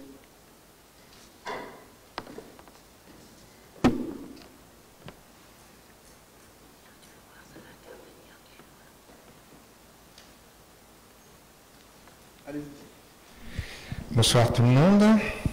Oui, je voulais me féliciter d'avoir mis ça en place en 2018, puisque je rappelle que c'est quand même nous qui avions travaillé sur ce domaine, effectivement, d'analyser, et que les agents, comme il a été fait d'ailleurs pour les professeurs de musique, que les salariés aient un salaire régulier, quel que soit le nombre d'heures qu'ils fassent d'un mois à l'autre.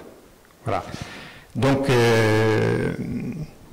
on peut que se féliciter, bien sûr, de continuer à travailler sur les emplois pérennisés, parce que effectivement, on a toujours beaucoup d'emplois précaires, puisque On a des salariés contractuels qu'on ne peut pas malheureusement mettre à 25, 30 ou 35 heures, compte tenu du faible nombre d'heures et du nombre de personnel dont on a besoin dans différentes écoles.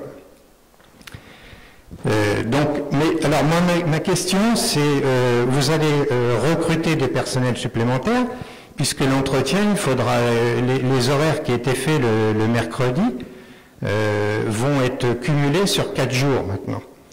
Donc vous allez prendre des personnels en plus pour pouvoir assurer l'entretien dans les écoles. Je vais vous la faire, je me félicite que vous vous félicitiez, comme vous l'avez déjà fait à plusieurs conseils municipaux. Je vais passer la parole à Lionel, mais l'idée, effectivement, c'est que... alors, vous aviez engagé ça, mais... alors, pour l'école de musique, je crois que c'était pas en cours, hein. Je crois pas, hein. Mais sur les personnels... C'était engagé, hein. C'était pas effectif. C'était pas effectif. Mais certes, c'était engagé. Sur les personnels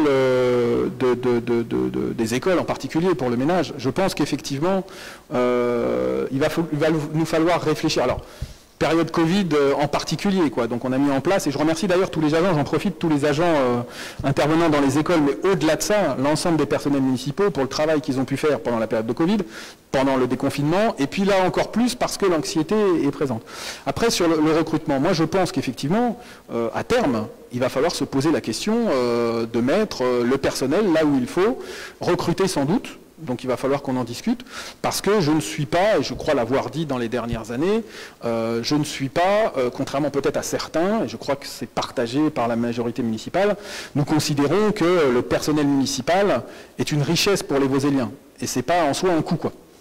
Donc la politique nationale qui tend à faire en sorte que les collectivités, et en particulier les mairies, se voient montrées du doigt parce que soit la masse salariale augmente, soit on titularise, soit on pérennise, ça je peux vous assurer que moi j'irai contre cette politique-là, et s'il faut recruter des gens, il faudra les recruter. Ça sera des choix que nous ferons collectivement, mais je pense que nous devons ça aux Voseliens, notamment aux familles, et plus globalement à l'ensemble de nos concitoyens. Donc si la question est, il faudra sans doute recruter, nous sommes en train d'y travailler, et M. Léché va vous donner quelques informations, notamment sur le fonctionnement de ce qu'on vient de vous dire, mais en tout cas, vous trouverez ici, si vous en êtes, des défenseurs, effectivement, de l'emploi public, et notamment dans les collectivités territoriales. Oui, effectivement.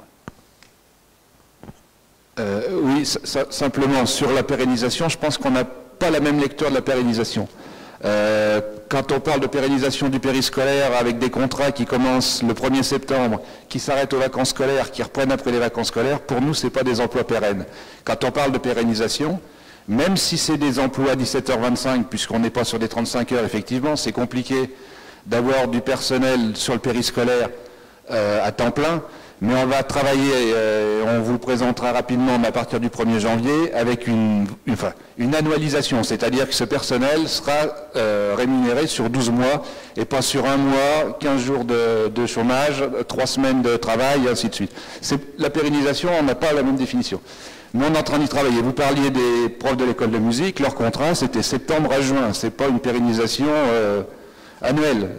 Donc on est en train de travailler tout ça, et effectivement, comme le maire vient de vous le dire, il faut qu'on regarde aussi sur des remplacements, notamment dans les écoles, parce qu'on sait que les ATSEM sont importantes dans les écoles, et on sait que le monde éducatif a besoin des ATSEM pour tourner, des ATSEM, des AVS, et en sachant avec les emplois d'AVS que ce sont des emplois pour le moins précaires, mais on a besoin de tout ça, et on ne peut pas laisser des écoles maternelles avec une ATSEM quand il y en a besoin de 2, donc on est en train de travailler tout ça. Et sur le ménage, il faut qu'on regarde également, peut-être que sur du périscolaire, on peut peut-être travailler, puisqu'on a besoin de périscolaire à des heures définies, c'est-à-dire le matin, le midi et le soir, et peut-être que dans la journée, on pourrait peut-être faire des compléments. Donc on est en train de regarder tout ça. Voilà, mais sur la pérennisation, je pense qu'on n'a pas la même lecture. D'autres interventions? Non? Je vous propose qu'on passe au vote. Donc, qui est contre? Qui s'abstient? Eh bien, je vous remercie. Point 14, la modification du tableau des effectifs du personnel communal. Eh bien, on ne change pas une équipe qui gagne. Donc, monsieur Léché. Merci. Et ça va en complément de la question 13, évidemment, puisque vous parlez de stagiarisation. Là, on va être en plein dans le vif du sujet, en sachant, vous l'aviez rappelé tout à l'heure, que pour stagiariser un emploi dans la fonction publique territoriale, il faut le concours dans la majorité des cas. Il appartient au conseil municipal de fixer l'objectif des emplois à temps complet et à temps non complet nécessaires au fonctionnement des services. Dans ce cadre, des modifications sont à intervenir dans le tableau des effectifs du personnel communal. Il s'agit notamment, premièrement, de la stagiarisation de certains postes occupés par des contractuels. À la régie municipale, un agent technique polyvalent contractuel a été recruté à temps complet au sein de la régie municipale sur les équipes de nettoiement et espaces verts depuis le 12 juin 2019. Durant cette période, il a fait preuve de maîtrise de ses missions, de son environnement. Avec le départ d'un agent contractuel dans l'équipe mobile, il serait nécessaire de conserver cet agent dans les équipes de la régie, au sein desquelles il s'est parfaitement intégré. Il pourrait être nommé en qualité d'adjoint technique stagiaire au terme de son contrat en cours, soit le 1er octobre 2020. Il est donc proposé de le placer sur le poste vacant d'un agent titulaire en retraite et de modifier le poste comme suit. Suppression d'un poste d'adjoint technique principal de 2e classe à temps complet et création d'un poste d'adjoint technique à temps complet. Ensuite, un agent technique polyvalent, contractuel à temps complet, a été recruté au sein de la régie municipale depuis le 2 septembre 2019, afin de renforcer l'équipe entretien bâtiment. Dès son recrutement, il a fait preuve d'une bonne adaptation dans l'équipe et d'une grande efficacité, de disponibilité et de sérieux. Suite au départ d'un agent au terme d'un contrat aidé, il est proposé de nommer cet agent en qualité d'adjoint technique stagiaire au terme de son contrat en cours, soit le 1er octobre 2020. La création du poste correspondant est donc proposée comme suit. Création d'un poste d'adjoint technique à temps complet. Au centre social municipal, un agent est recruté sur le poste d'animateur du relais assistante maternelle en qualité de contractuel à temps complet au sein du centre social municipal depuis le 7 janvier 2019. Il participe sous l'autorité de la responsable du relais et de la coordinatrice petite enfance à l'animation des activités, pilote le projet passerelle de territoire et participe aux actions petite enfance du territoire. C'est un agent qui répond aux attentes et aux missions du poste qu'il occupe. C'est une personne sérieuse, investie et ayant le sens du service public. Au vu du nombre d'assistantes maternelles et de familles, ainsi que de l'attribution de la subvention CAF, il est nécessaire de pérenniser un poste d'animateur au sein du RAM et poursuivre le projet passerelle. Il est proposé de nommer cet agent en qualité d'adjoint d'animation stagiaire au terme de son contrat en cours, soit le 1er octobre 2020. Le tableau des effectifs peut être modifié comme suit. Création d'un poste d'adjoint d'animation à temps complet. Sur le périscolaire, un agent est recruté en qualité d'animateur périscolaire contractuel depuis le 31 août 2017, afin d'effectuer l'animation de l'accueil périscolaire et la garderie de l'école élémentaire Romain Roland, le convoiement vers le restaurant scolaire et l'aide à la restauration. Il est également le binôme du référent périscolaire du site. Pour être en capacité d'assurer un accompagnement et un suivi adapté des enfants du CP au CM2 et de leurs familles, il est proposé de pérenniser un poste clé d'adjoint d'animation. Ceci permettrait également de capitaliser le savoir-faire, les compétences et les connaissances inhérentes à la prise en charge des enfants et de permettre la reconnaissance du travail accompli, la motivation, la capacité à se projeter dans le temps et à envisager des actions sur le long terme. L'agent est reconnu au sein de son établissement de référence, de l'équipe enseignante, des familles et des enfants. Il est un élément moteur au sein de l'équipe d'animation, fait preuve d'investissement, de motivation, de disponibilité et force de proposition. Il est proposé de nommer cet agent en qualité d'adjoint d'animation stagiaire à compter du 1er novembre 2020 avec la création du poste correspondant. Donc, création d'un poste d'adjoint d'animation à temps complet. Point 2. Proposition de contrat sur emploi permanent. À la structure multi-accueil préambule. Un agent contractuel est placé sur le poste d'auxiliaire de puéricultrice au sein de la structure préambule depuis le 28 août 2017. Initialement sur les remplacements d'agents en congé de maternité, il est désormais placé sur un contrat d'accroissement temporaire d'activité et est adjoint de la direction. L'augmentation récente du taux d'agrément de la structure ainsi que le fait qu'il soit la seule auxiliaire de puéricultrice à temps complet justifie la nécessité de pérenniser son poste.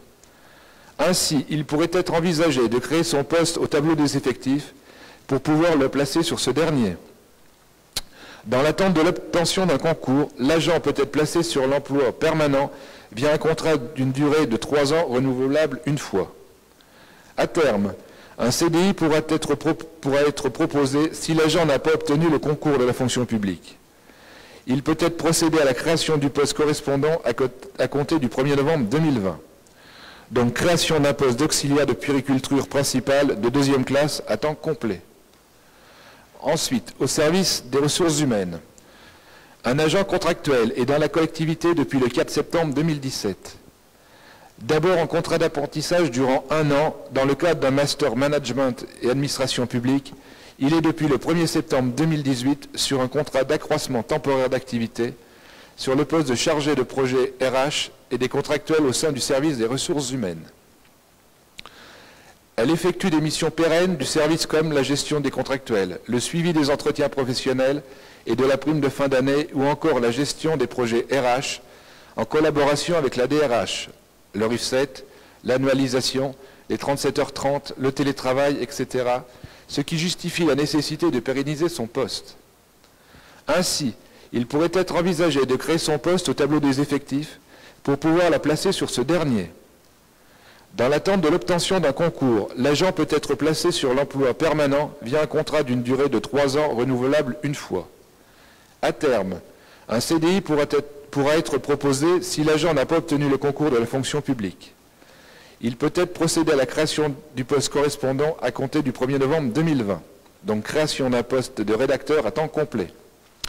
Ensuite, le point 3, intégration directe. Un agent au cadre d'adjoint d'animation principale de 2e classe exerce les fonctions de responsable du pôle administratif et de suivi de direction du centre social en l'absence du directeur.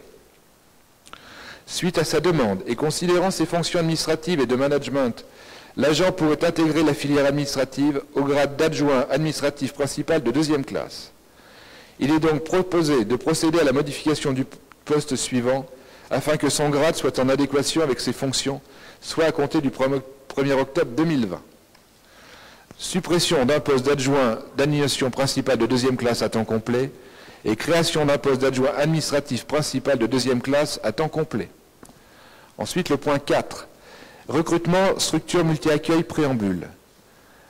Un poste d'auxiliaire de puériculture avait été créé lors du conseil municipal du 18 décembre 2018, afin de procéder à un recrutement au sein du relais assistante maternelle pour pouvoir un remplacement. Pour cause d'un recrutement infructueux, un agent contractuel a été recruté sur un grade différent, le poste n'a pas été pourvu. Au vu des besoins actuels et afin de pouvoir procéder au recrutement d'un agent titulaire par détachement au sein du multi-accueil préambule, il est proposé d'attribuer ce poste à cette structure. Je vous propose d'approuver les modifications à intervenir dans le tableau des effectifs du personnel communal. Merci. En complément de ce que vient de dire M. Léché, l'idée, c'est comme sur la précédente délibération, c'est d'asseoir un certain nombre de nos agents dans des postes plus pérennes pour plusieurs raisons. Tout d'abord parce que c'est, comme je le disais tout à l'heure, ça leur permet, comme nous, salariés, d'avoir une visibilité qui est déjà plus grande. La deuxième, c'est de garder les compétences au sein de la collectivité, parce que des agents sur des emplois qui sont susceptibles, enfin, sur lesquels ils ne sont pas assis confortablement, on va dire, peut les amener à partir de la collectivité, alors que, comme ça a été dit, ils répondent parfaitement aux tâches qui leur sont données, et quelquefois on mène des postes, on va dire, de management, de coordination, donc ça nous semble important. Et puis plus globalement, effectivement, le service que nous devons aux Voseliens doit s'appuyer sur des compétences, du savoir-faire que nos agents ont, et donc il serait effectivement dommage qu'ils puissent quitter la collectivité et nous mettre en difficulté. Voilà, y a-t-il des questions sur cette modification du tableau des effectifs? Non? Eh ben, je vous propose de passer au vote. Est-ce qu'il y a des voix contre? Des abstentions? Eh ben, je vous remercie. Maintenant, il y a des actes d'engagement et je crois que légalement, c'est à M. Dagonneau, DGS, d'en faire acte.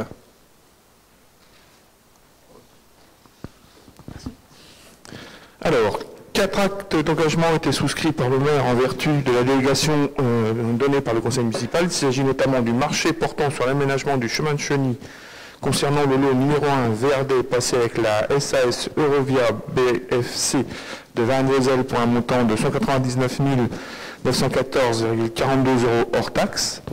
Du marché portant sur l'aménagement du chemin de Cheny concernant le lot numéro 2 éclairage public passé avec la CEE Cité Haussbourg pour un montant hors taxe de 15 335,10 €. Du marché passé avec la société Terridéal Tarvel SA de Géna 69 d'un montant de 1 059 482,04 € TTC pour la transformation d'un terrain de football en gazon synthétique. Et du marché portant sur la modification des tribunes sportives sur le site du terrain des wagons concernant les lots. Le numéro 1, destruction, démolition passé avec Pleuchot TP pour un montant hors taxe de 114 990 €. Le 2, grosse œuvre, VRD passé avec 10 ASO pour un montant hors taxe de 52 046,86 €. Le 3, charpente métallique passé avec Royer SA pour un montant de 77 278 €. Le 4, couverture bac acier qui a été déclaré sans suite. Le 5, électricité, sonorisation passée avec la SRL Bordeaux pour un montant hors taxe de 13 988,20 €.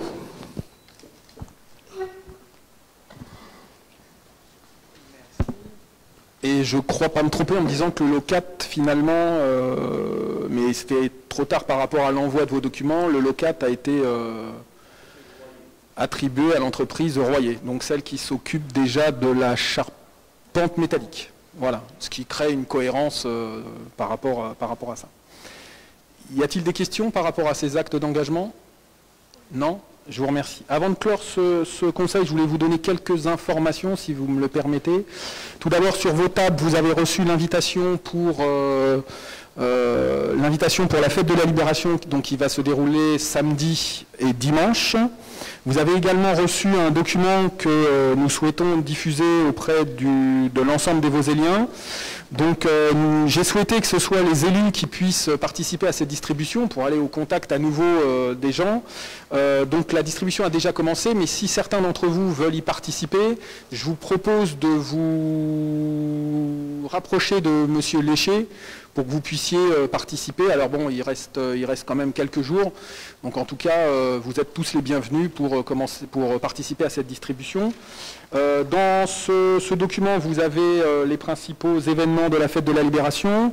Je rajoute, et je voudrais remercier l'ensemble des services qui ont contribué à la préparation de cet événement que les Vauséliens attendent, et remercier Madame Lallet et Madame Dezab qui ont travaillé ardemment sur cette question-là, et notamment, je vous l'annonce ce soir, et j'en ferai publication à la presse, se tiendra un stand de dépistage Covid samedi matin sur la fête de la Libération, donc sous l'égide, ou en tout cas en partenariat avec le SDIS, la Croix-Rouge et bien évidemment l'ARS.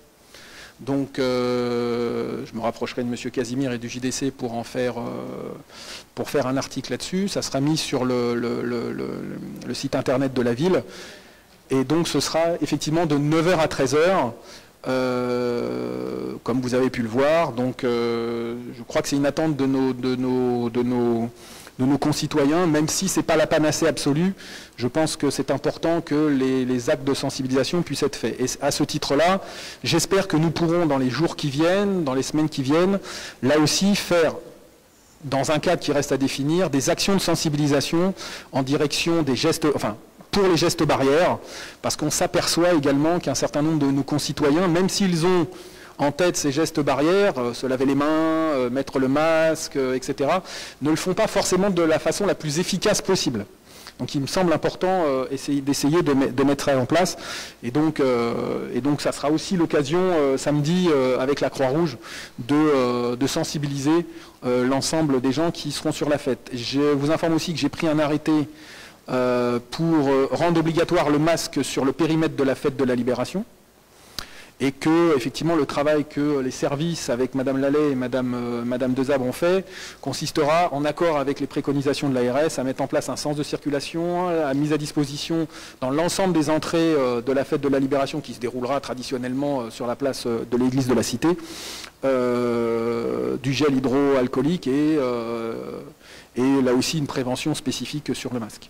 Donc vous êtes bien évidemment les bienvenus, tout le conseil municipal, à ces manifestations. Il y aura des stands de la ville, notamment sur le plan climat participatif, dont vous avez le premier questionnaire sur vos tables, donc qui sera distribué, diffusé lors de cette fête de la Libération. Donc on va demander aux Vaucéliens leur avis sur des propositions, qui restent que des propositions, donc construire avec eux un plan climat participatif communal.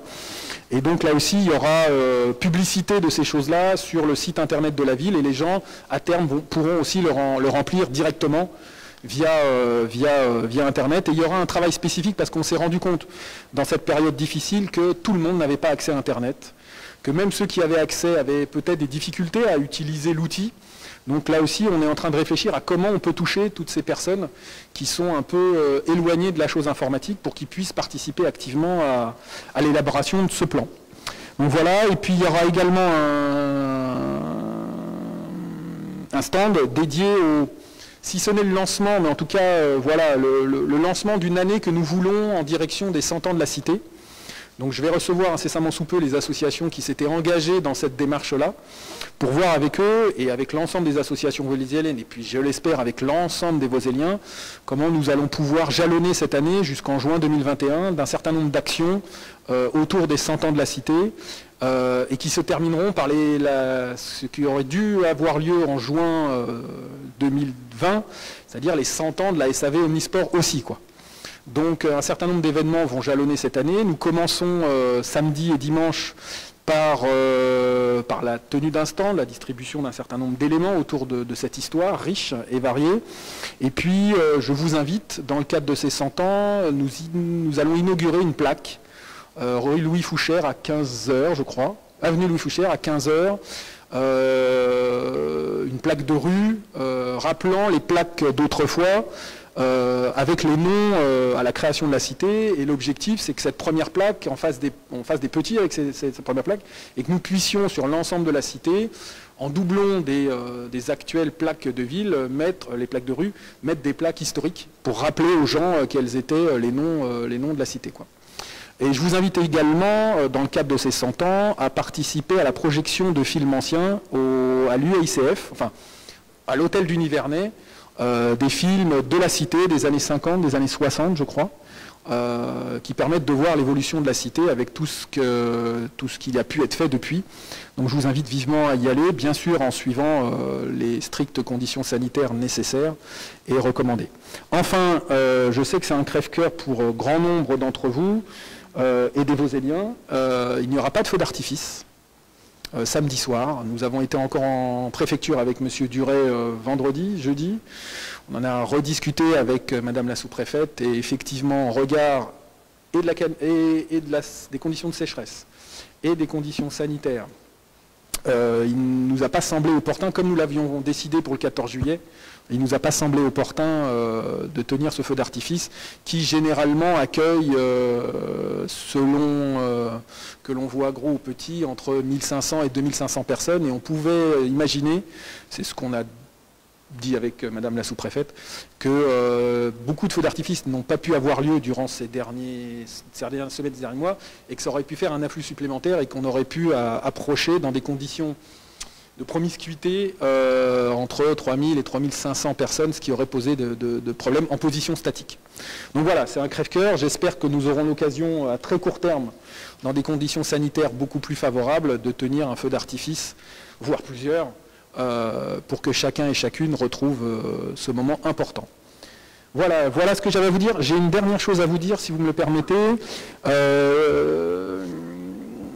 Le 9 septembre, donc la semaine prochaine, mercredi prochain, de 10h à midi, je vous propose de nous présenter, nous, membres du conseil municipal, aux agents municipaux. Alors je sais que le mercredi matin, pour les salariés que nous sommes pour un certain nombre, ce n'est pas quelque chose de simple, mais du point de vue du personnel municipal, c'est ce qu'il y a de plus simple. Donc je vous propose de nous retrouver tous les conseillers municipaux, ceux qui le peuvent, mercredi prochain, oui c'est ça, oui mercredi prochain, à 10h dans cette salle, et nous présenterons aux agents municipaux, et pour les collègues qui ne pourront pas être là, il y aura une projection de la photo de la personne qui ne peut pas être là, et notamment de son appartenance aux différentes commissions municipales, afin que l'ensemble des agents sachent quels sont ceux d'entre nous qui appartiennent à telle commission, etc., et en fonction de leurs responsabilités. Donc voilà, je vous invite, peut-être pour des questions d'organisation, si vous pouvez vous rapprocher de Lionel Léché pour dire si vous pourrez être là ou pas. Ça nous permettra d'organiser au mieux les choses dans les conditions que vous connaissez particulièrement difficiles. Je crois que j'ai fait le tour sur les informations que je voulais vous donner. Eh bien, je crois oui. Simplement, comme je vous l'ai promis, nous allons vous proposer d'ici quelques jours, 1 ou 2 semaines, une programmation des conseils municipaux sur l'année entière, pour que vous puissiez aussi vous positionner sur ça. Alors, sauf événement majeur qui nous obligerait à déplacer ces conseils, mais en tout cas, que vous puissiez avoir un jalonnement au moins jusqu'à juin prochain. Donc, on est en train d'y travailler. Et il y aura un prochain conseil municipal, on n'a pas encore complètement défini la date, mais sans doute dans la 2e quinzaine d'octobre. Et je vous proposerai, mais je me rapprocherai des représentants de groupe pour l'élaboration, pour le travail autour du règlement intérieur de notre conseil municipal qu'il nous faut adopter assez rapidement pour que nous puissions travailler dans les meilleures conditions possibles. Voilà. Monsieur Friot ?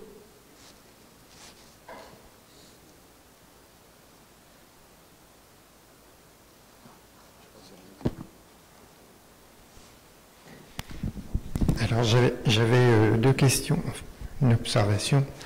C'est bien déjà d'une part qu'il y ait les tests samedi. On en a parlé avec notre groupe encore avant de venir en conseil, et on se disait pour la 3e commune du département, c'est dommage qu'on n'ait pas de tests de dépistage. On vous aurait posé la question. Vous voyez, bon, les grands esprits se rencontrent. C'est une bonne chose pour la population.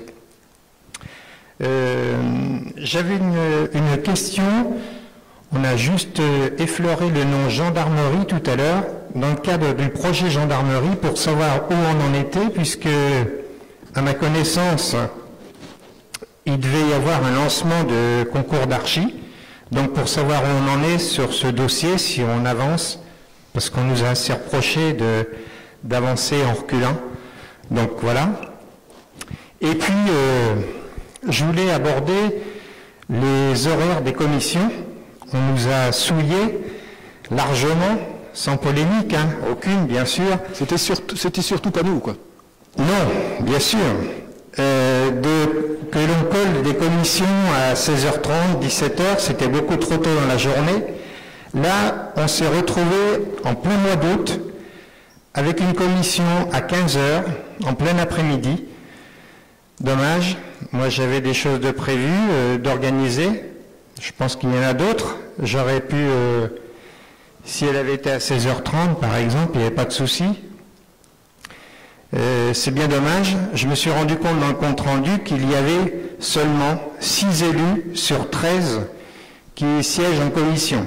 C'est quand même dommage pour une première commission travaux, avec des gros dossiers, qu'on nous colle une commission.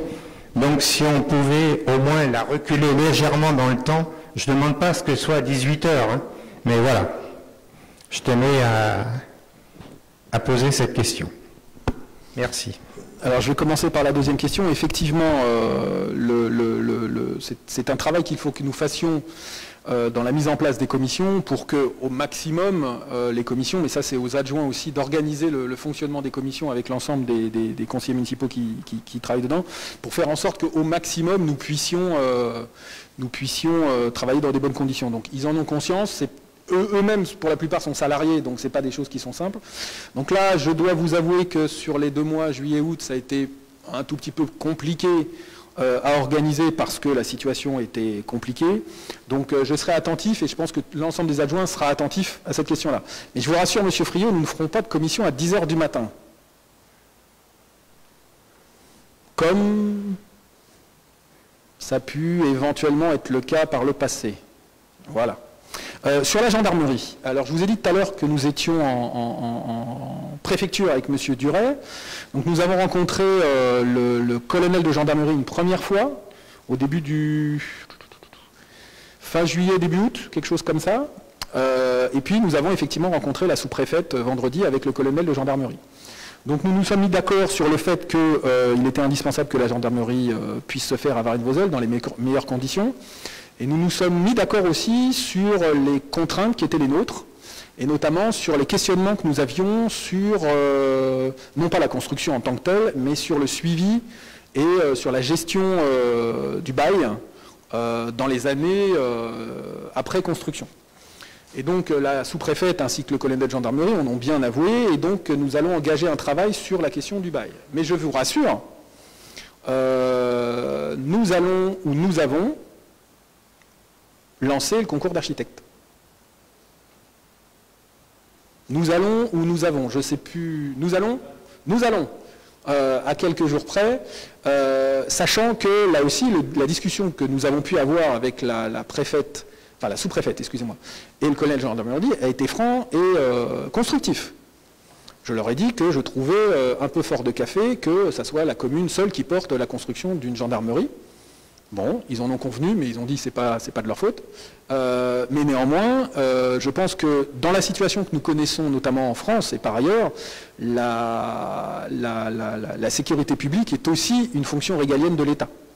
Et il nous semble important que cette fonction régalienne soit suivie des faits dans le support que l'État peut donner aux communes pour la construction ici d'une gendarmerie, mais de la même chose en termes de commissariat de police, quoi. Et vous allez dire que je fais de la politique, mais je trouve un peu déplacé que le ministère de l'Intérieur, le ministre de l'Intérieur donne des leçons au maire de Grenoble sur la question de l'ordre public, quoi. Enfin, sincèrement, hein. Je pense que les communes jouent le jeu. Nous en avons discuté à l'agglomération sur les policiers municipaux, sur un certain nombre de choses. Mais effectivement, les collectivités, dans la situation actuelle, si elles peuvent être aidées, en tout cas, je prendrai cette aide avec grand soulagement. Donc on a discuté de ces choses-là avec Madame la sous-préfète et Monsieur le colonel de gendarmerie, qui était avec son adjoint, enfin pas son adjoint, mais un représentant des services patrimoniaux de la gendarmerie. Et donc ce travail est en discussion. Et j'espère trouver des solutions pour que le coût de la gendarmerie soit sincèrement allégé pour les Voseliens et les Voseliennes. Bon. Ensuite, sur le bail en tant que tel, sur le fonctionnement de la mairie à terme, nous n'avons pas pris de décision encore. Et on doit se revoir avec les services patrimoine de la gendarmerie et les services préfectoraux pour voir, et d'éventuels partenaires, notamment des bailleurs sociaux, pour que la charge, mais je crois qu'on en a discuté longuement dans les précédents conseils municipaux, que la charge ne revienne pas forcément à la ville de gérer. Et c'est une discussion qu'il faudra qu'on ait lorsqu'on aura tous les éléments. La ville n'a pas vocation à être bailleur social, bailleur sur l'ensemble des opérations qui se déroulent sur sa ville. Nous portons déjà la garantie des emprunts sur un certain nombre d'opérations, mais ça c'est historique, et c'est toutes les communes qui le font. Après, la façon dont ça va être géré, tout ça, nous verrons.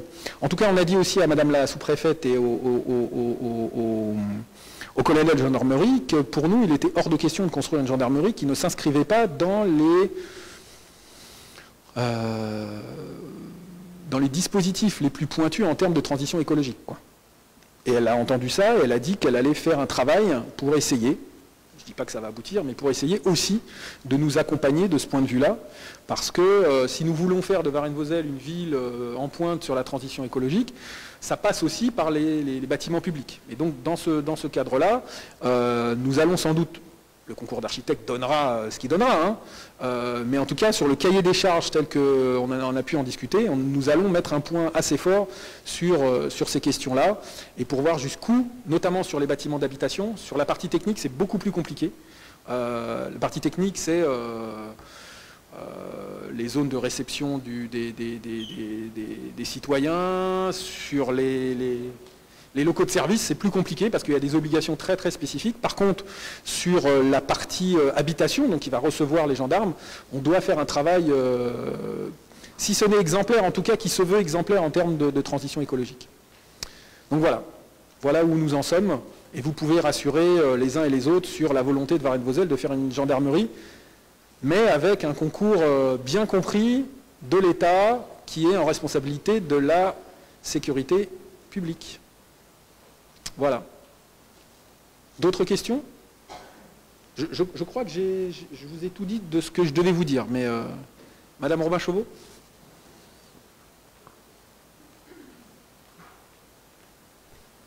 Bonsoir à tous. Concernant les bailleurs sociaux dont vous parliez, vous m'entendez pas ? Non, approche-toi. Ouais. Ah, c'est bon, c'est mieux. Ah, c'est mieux. Les bailleurs sociaux dont vous parliez à l'instant, je voudrais simplement vous faire savoir que Nièvre Habitat regrettait de ne pas avoir été sollicité pendant le mandat précédent, et j'imagine qu'il sera peut-être interrogé pour la gestion de la nouvelle gendarmerie. En tout cas, je crois qu'ils étaient un petit peu en attente. Je crois aussi. Mais ce n'est pas forcément la solution que nous retiendrons, hein. Là aussi, il y a un dialogue avec la gendarmerie à avoir parce que ce n'est pas des habitations classiques, quoi, hein. C'est des gendarmes avec des conditions particulières d'exercice de leur mission hautement difficile. Donc là aussi, il faut qu'il y ait un dialogue avec la gendarmerie.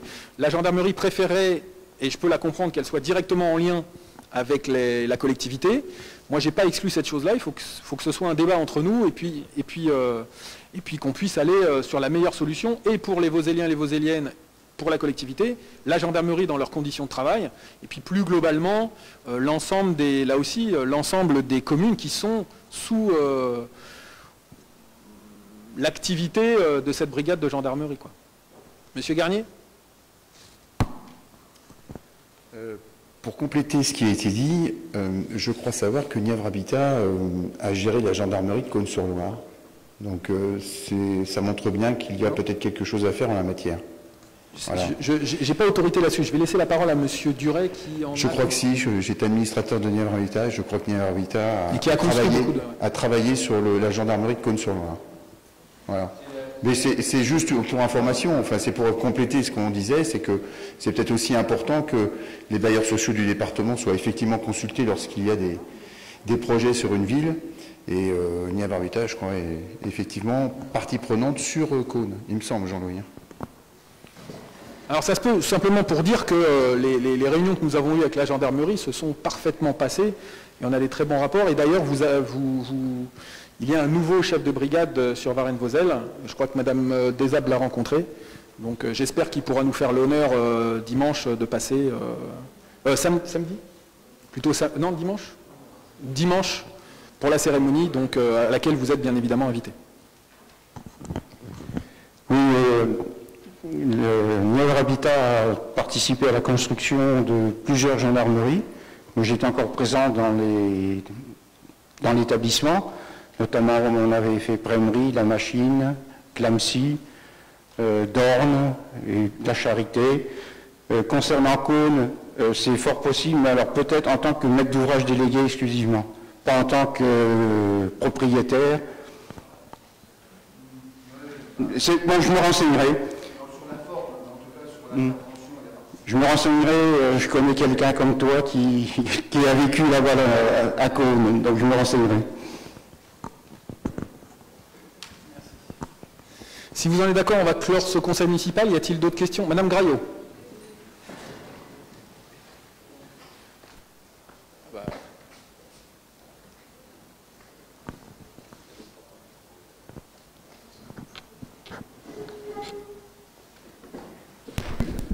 Alors bonsoir tout le monde, bien entendu. Oui, je voulais poser des questions concernant la piscine municipale, qui n'est plus municipale puisqu'elle est maintenant à l'agglomération. Je suis passée de nombreuses fois devant et j'y vois peu de voitures. Alors je me dis, quelle est la fréquentation qui a eu lieu pendant cet été? Et puis concernant les écoles, puisque l'école a repris aujourd'hui, est-ce que nous avons un planning pour recevoir tous les enfants de notre commune? C'est tout. Merci. Alors, sur la piscine, j'ai eu une réunion hier à la piscine, à l'île au Corail, avec les responsables de l'agglomération, ainsi qu'avec les présidents de clubs voséliens utilisant la piscine. Donc, sur la fréquentation, le responsable du technique, Denis Gilbert en l'occurrence, nous a dit que ça avait été une catastrophe cet été, que ce soit sur l'île au Corail ou l'Aquabalt, en termes de fréquentation, mais pour les raisons qu'on connaît, qu'il y avait une reprise de fréquentation depuis quelques jours, une grosse semaine et demie. Donc ça, voilà. Sur l'utilisation de l'île au corail et de l'aquabalt, alors je ne vais pas tout dévoiler parce que c'est les présidents de club qui doivent dire à leurs adhérents, mais globalement, ils ont été particulièrement satisfaits de la réunion qu'on a faite hier sur les créneaux qui leur étaient... Alors il y avait le triathlon, la natation et la plongée. Donc ils ont été satisfaits des propositions qui leur ont été faites. On a regardé 2-3 petites choses, mais globalement ça s'est bien passé.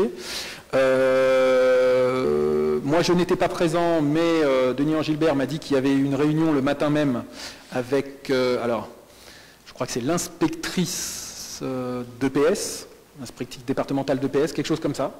Voilà, et à court terme, je crois qu'il veut rencontrer la principale du collège.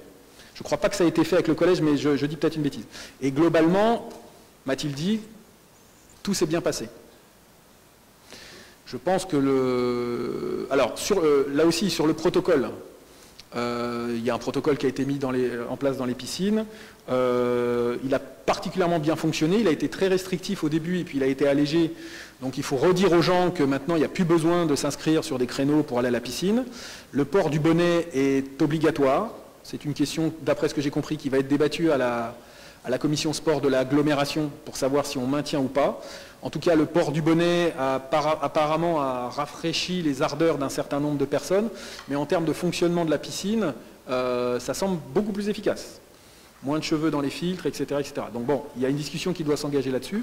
Après, vous connaissez ma position sur le transfert de la piscine à l'agglomération, hein, ce n'est pas une nouveauté.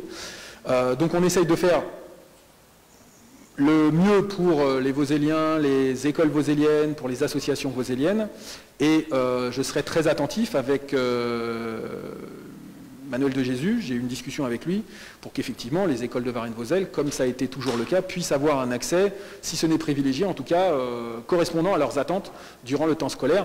Idem pour le collège Henri Vallon. Et pour les associations en général, quoi, bien évidemment. Quoi. Donc voilà, je pourrais vous en dire plus, Madame Graillot, dans les jours et les semaines qui viennent, puisque nous aurons un retour d'expérience de la rentrée avec Madame Bidot, avec l'ensemble des directeurs d'école, pour voir comment tout ça se met en place, et notamment l'accueil dans les piscines, avec des protocoles allégés, mais qui restent quand même malgré tout contraignants, quoi. Malgré tout contraignants. Donc voilà, je ne peux pas vous en dire plus. S'il n'y a plus de questions, je vous propose, chers collègues, de clore ce conseil municipal. Je vous remercie encore. Et puis pour ceux qui souhaitent se rapprocher de Lionel Léché, faites-le. Merci, pas trop quand même. Voilà.